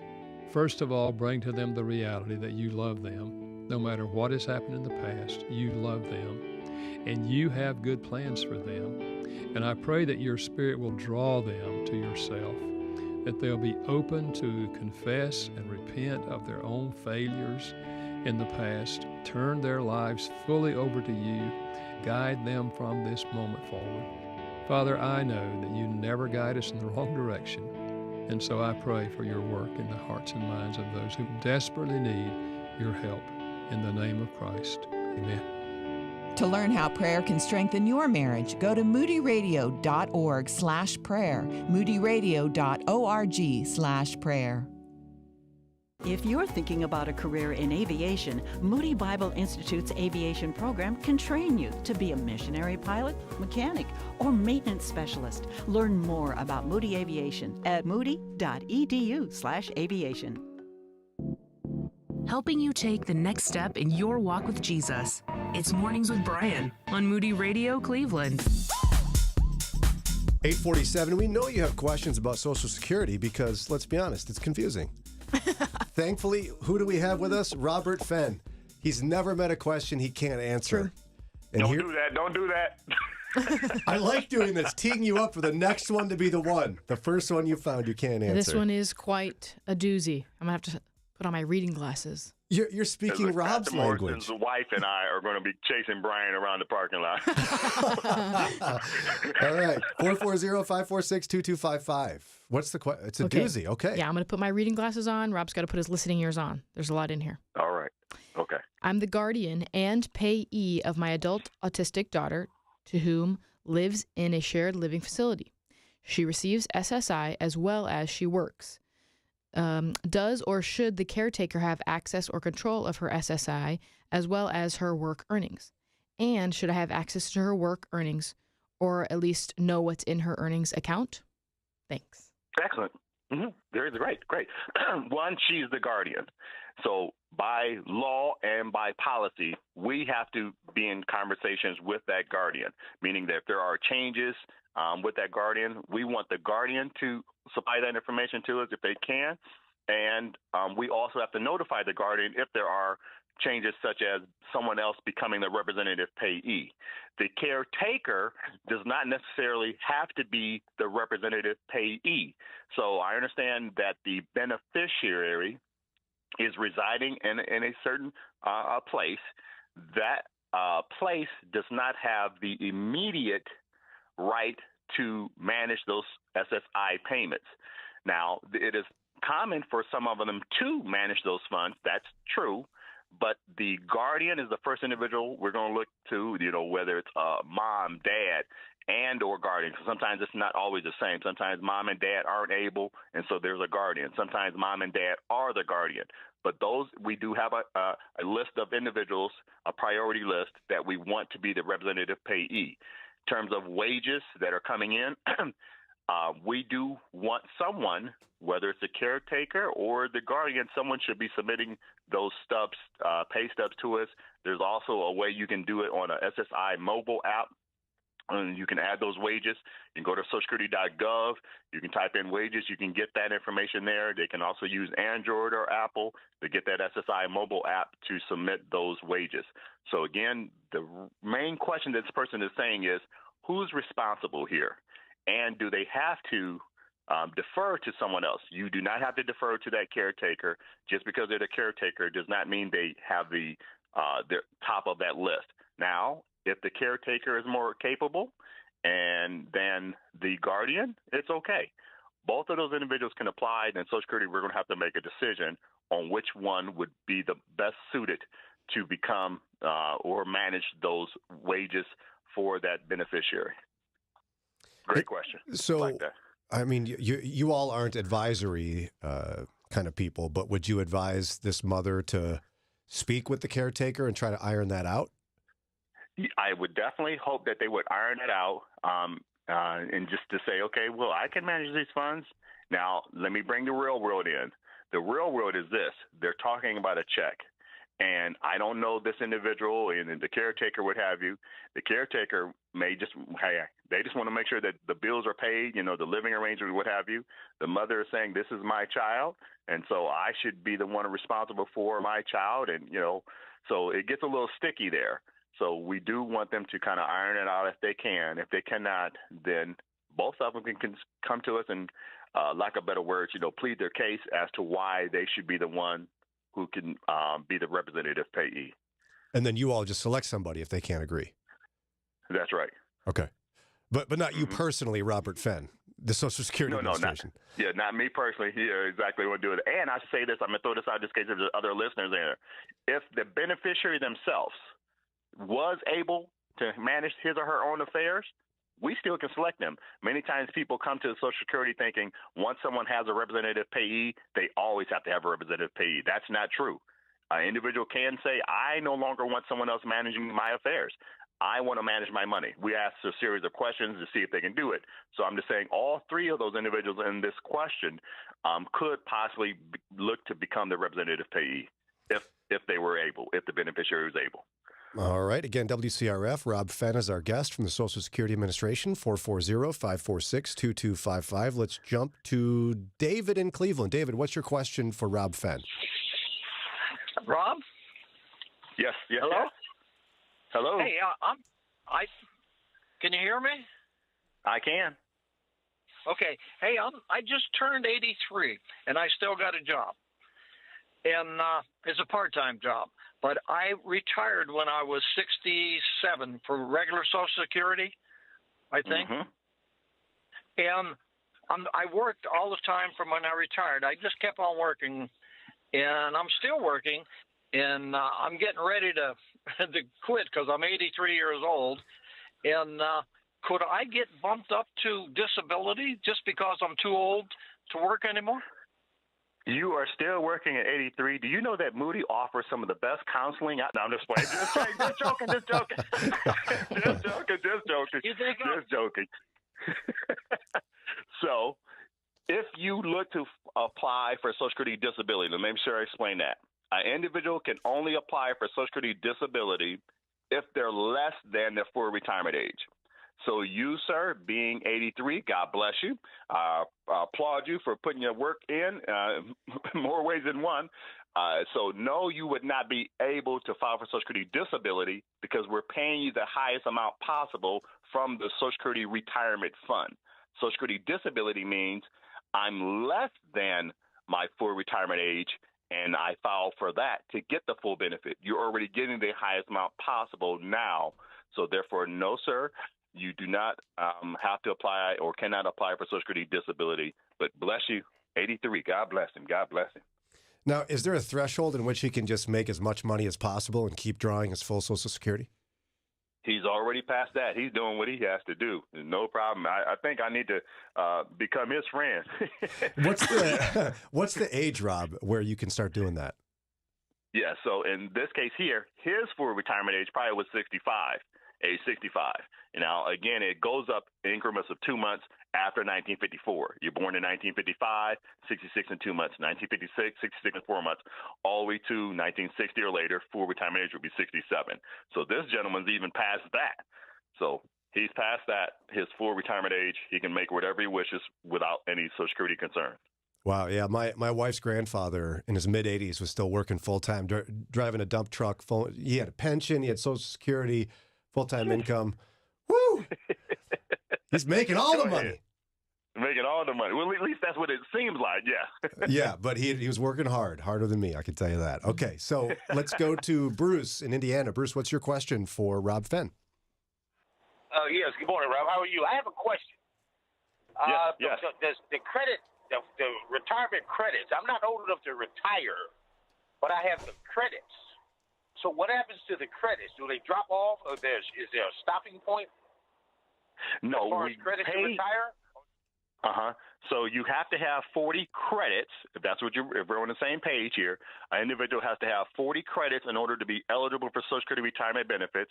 You get 4 credits every year that you're working, paying into Social Security. And so if you pay the exact amount in terms of a credit, because we're in 2024, you make $1,730 gross. That's 1 credit. Times 4 would give you the roughly $6,000+ that you have the 4 credits. So no, they do not fall off, but you have the 40 credits, and that will make you insured for Social Security retirement benefits. Even if you stop working, you already have your 40 credits. Is that where you're going? Does that answer your question? Well, that's part of the question that you answered. The other part is I have over 47 credits. I had, like, at the age of 40, I had 47 credits. And every pay period, I was getting probably a credit as far as gross. So there's a lot of extensive, yes, go ahead. Yeah, so what's going to happen is the 40 credits makes you eligible. Then Social Security says, great, the individual is allowed to come into the party. Now we're going to have a great party depending on how much you've paid in Social Security, and which means we use your top 35 years of your lifetime. Top 35 years. And that's how Social Security is going to figure out how much you're going to be paid. The first one, you have to be eligible, getting into the party. Then you have to use the top 35 years to figure out your payment. That's how great of a party you could have. Does that help you? Yeah, pretty much. That pretty much solves it, yes. I was just wondering, does the points actually get cut off, or do they actually reduce the amount of taxes you pay in, which is no, right? You said reduce the amount of taxes you pay in? Yeah. Yeah, I figured I was just guessing or assuming that after you got 40 points plus and the points keep accumulating, would they reduce the amount of taxes that I pay in the system if I'm already there? Social Security tax is 6.2%.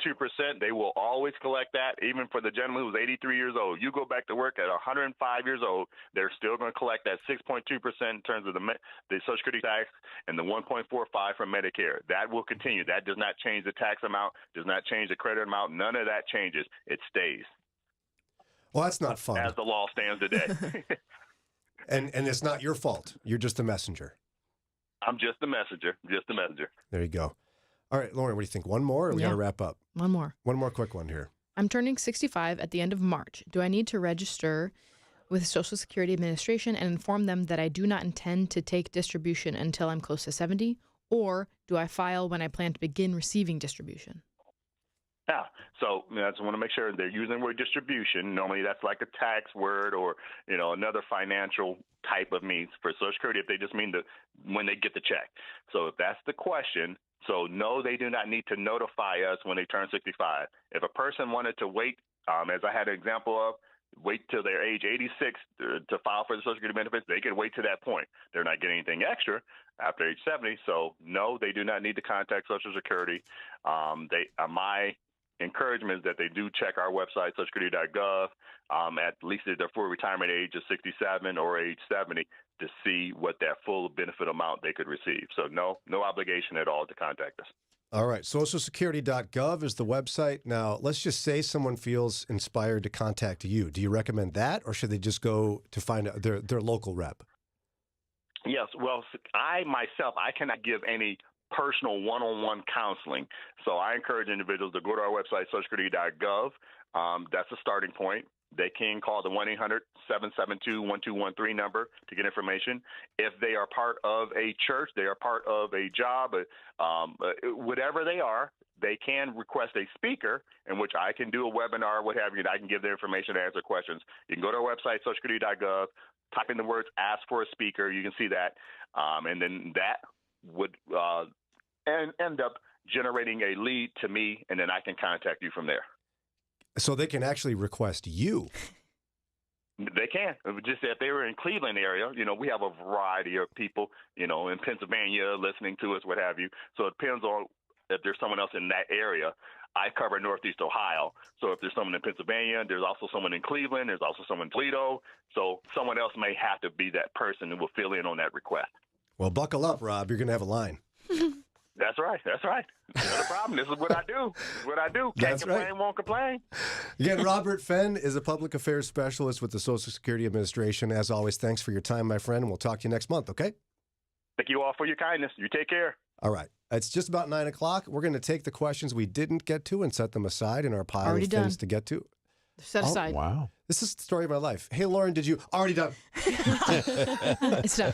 I have them. She's great. She's amazing. So we'll be back tomorrow as a team. But for now, keep your radio right here or your app or whatever you're listening to because J.D. Greer is going to preach.